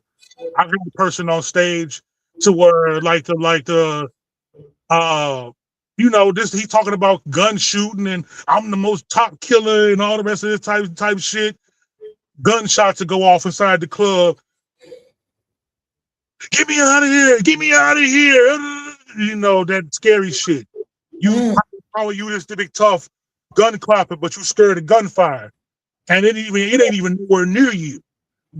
But you know what I'm saying? That's fearful. I mean, very scary. A lot of these guys are just tough talkers. They're scary. Do you think a lot of those celebrities that you've encountered, do you think they might be either on the spectrum or of ADHD or autism? Some of them, very much so. And I think these record companies take full advantage of that. I think, oh my God, I'm glad someone agrees with me on. I think these people, they purposely find people on the spectrum, They because they're easy to control. They only want instant gratification, and if you can give them that, if you can change their lifestyle in one day, give them the confidence and make them work and put a nice amount of money in their pocket to give them the confidence to do what they do, stunt and live the lifestyle that they're choosing. They'll do anything. They'll say anything. And a lot of these artists are programs, they're plants. They're meant to control culture. They're meant to control a group of people. The people in the drill culture, which is not this drill culture, which is rap music. It's not hip hop. That's my personal belief as a hip hopper. It's not hip hop. This drill culture is death music. That's all it glorifies is death music. And it creates a circle of it. As you listen to this music, you want to live this lifestyle, you glorify this lifestyle, you're living this. You have people who are not this, who wish to become it because they see it as this is the popping thing, this is the cool thing to do. So you got people out here who are in their videos, they this top killer, this big gangster and all of this, but you got real people in the crowd who live this shit, who want to be just like you because you're pushing this, you're elevating this thing, you're making this thing cool with your performance, your words, the music you do, the catchy things you're saying, the lifestyle you live, people live on social media, the money, it's the waving money in your face. But you'll never get the money they're getting because the lifestyle they're living will never bring it to you. So the lifestyle they're pushing only equates to death. Man, this has been a great conversation. I can't wait to come back and talk about more. I want to give your final words about this because you know what? Give some final words and we're gonna wrap this up. It's almost 1 o'clock in the morning here, and I'm tired. So approaching 5 hours. Oh, you know what I'm saying? I'm hitting on 5, right? I got 5 on it. Laurel, he just gave up. He just, I'm tired. So. We talking. No, normally it wouldn't go this long. I don't know if it actually should go this long. Kind of break some of these things up into, for part 2s and things that nature like that.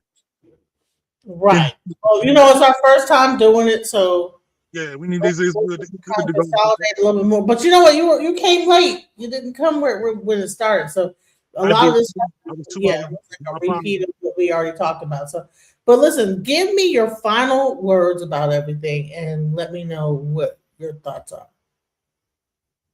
I'll say this.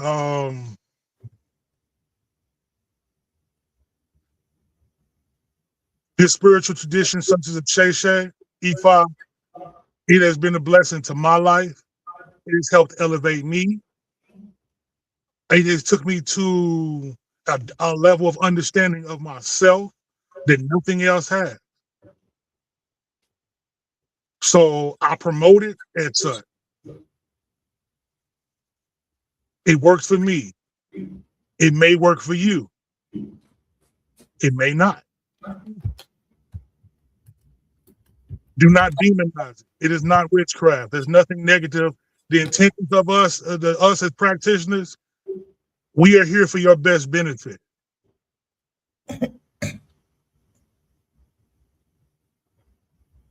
Ask all the questions before you assume anything. And if you're going to ask, don't come with the premise of you know everything. Don't come with the premise of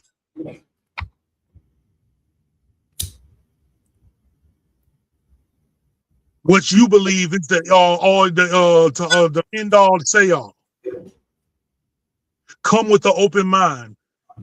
Come with the aspect of being, even if this is not you don't even want to get into this. You're seeking this on the informational aspect. Come with the openness to be taught.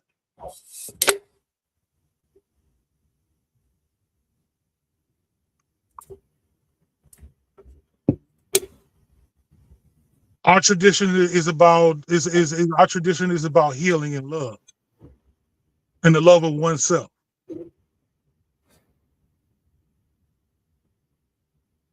Nothing else.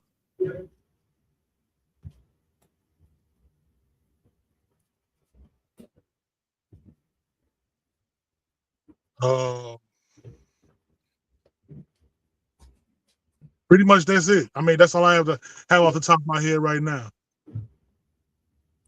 I wish I was in a better predicament to where I wasn't driving and things like that, just sitting in my vehicle. No, it's all good. It's all good. So I wanted to say this. This has been a great build.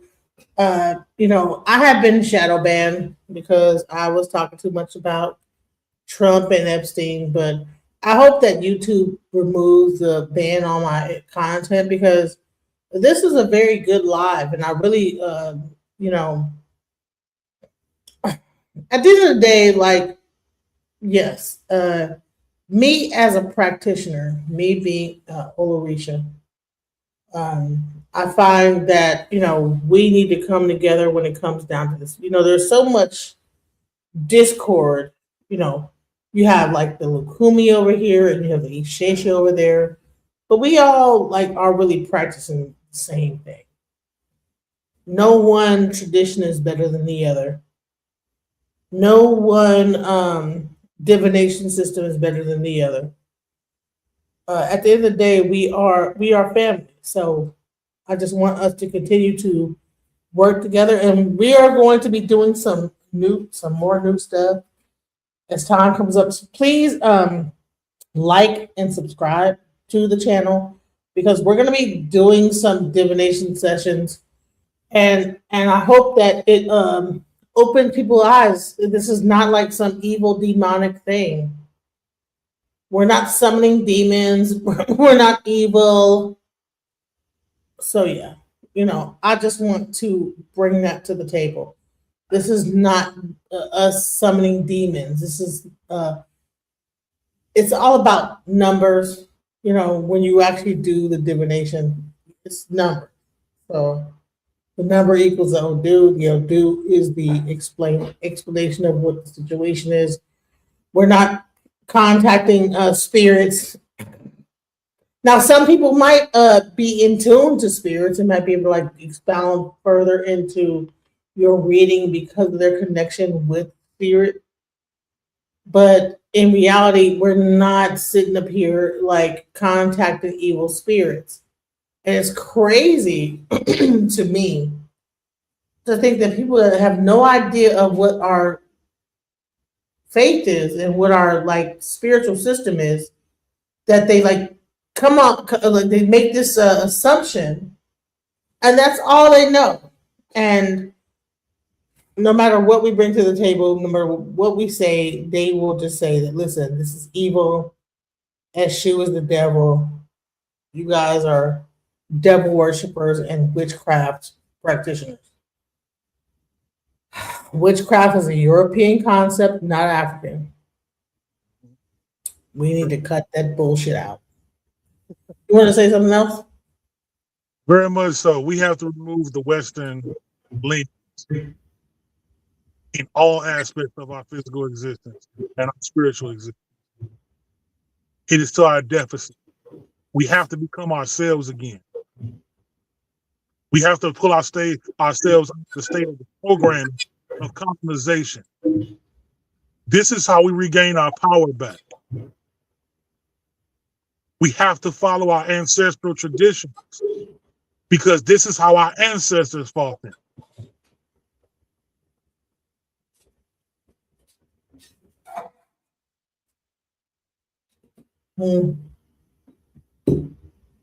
Pretty much. I mean, everybody, you know, we all understand Western culture is what it is. This is, I mean, this is where they're getting these eating. They say the Epstein files. People are drinking blood and eating babies and all that. That's all Western culture. When in ancient times, when they came out of the Caucasus Mountains and we first fought them, if they killed us, they ate us. They have a whole book called The Delectable Negro. Right. Yeah. Even when they hung us, they ate us. We are the source of power on the planet. And they actually just came out recently that showed that Epstein was hunting Black people. Like they used to hunt. They were hunting us. Hunting Black people. Right. We are connected. We are direct. We are the people of sorts. And in ancient times, as they said, if you encountered a god, you kill it.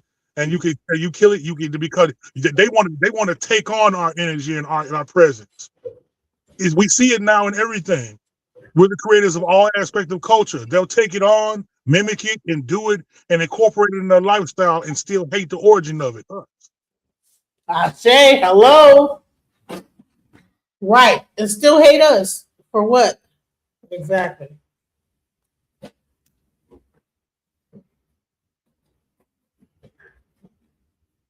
Take back our power. And if you're interested in doing that, we can help you to do so. Period.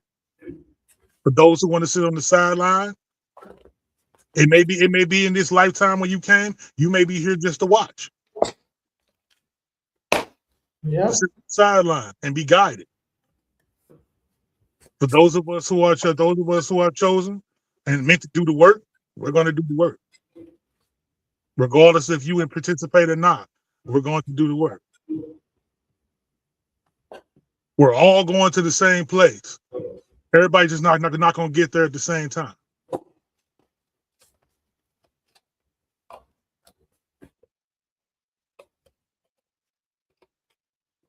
Gosh,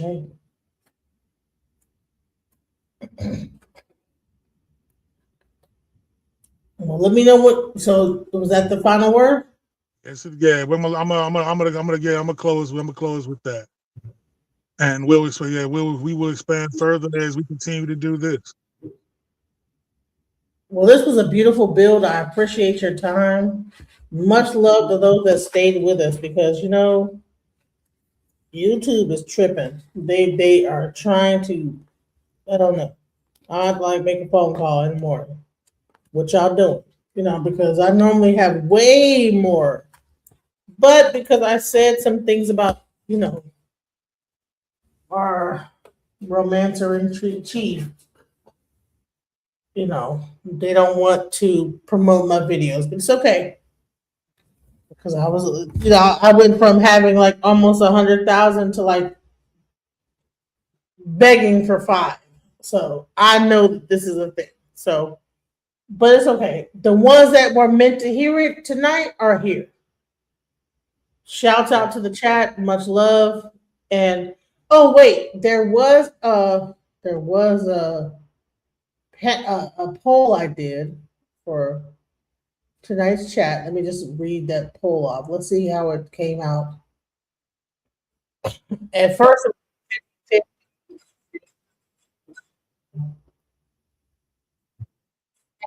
all right, listen, we've done our job, okay? At first, people were saying that African spirituality was 50-50 witchcraft, and now it's 60% science, 40% witchcraft. But okay, much love to the people that actually participated in that poll. Much love to the chat. I hope that you guys would like give me some super chat because I'm working my behind off here, you guys, but it's okay. Peace out, guys. Much love. Just when I thought I couldn't find my way out, yeah, I searched the God in me to find my way out. I know it can seem way out, but the Creator flows to and through me from way out. I'm talking way out, yeah, yeah, yeah. See if you believe in the God in you.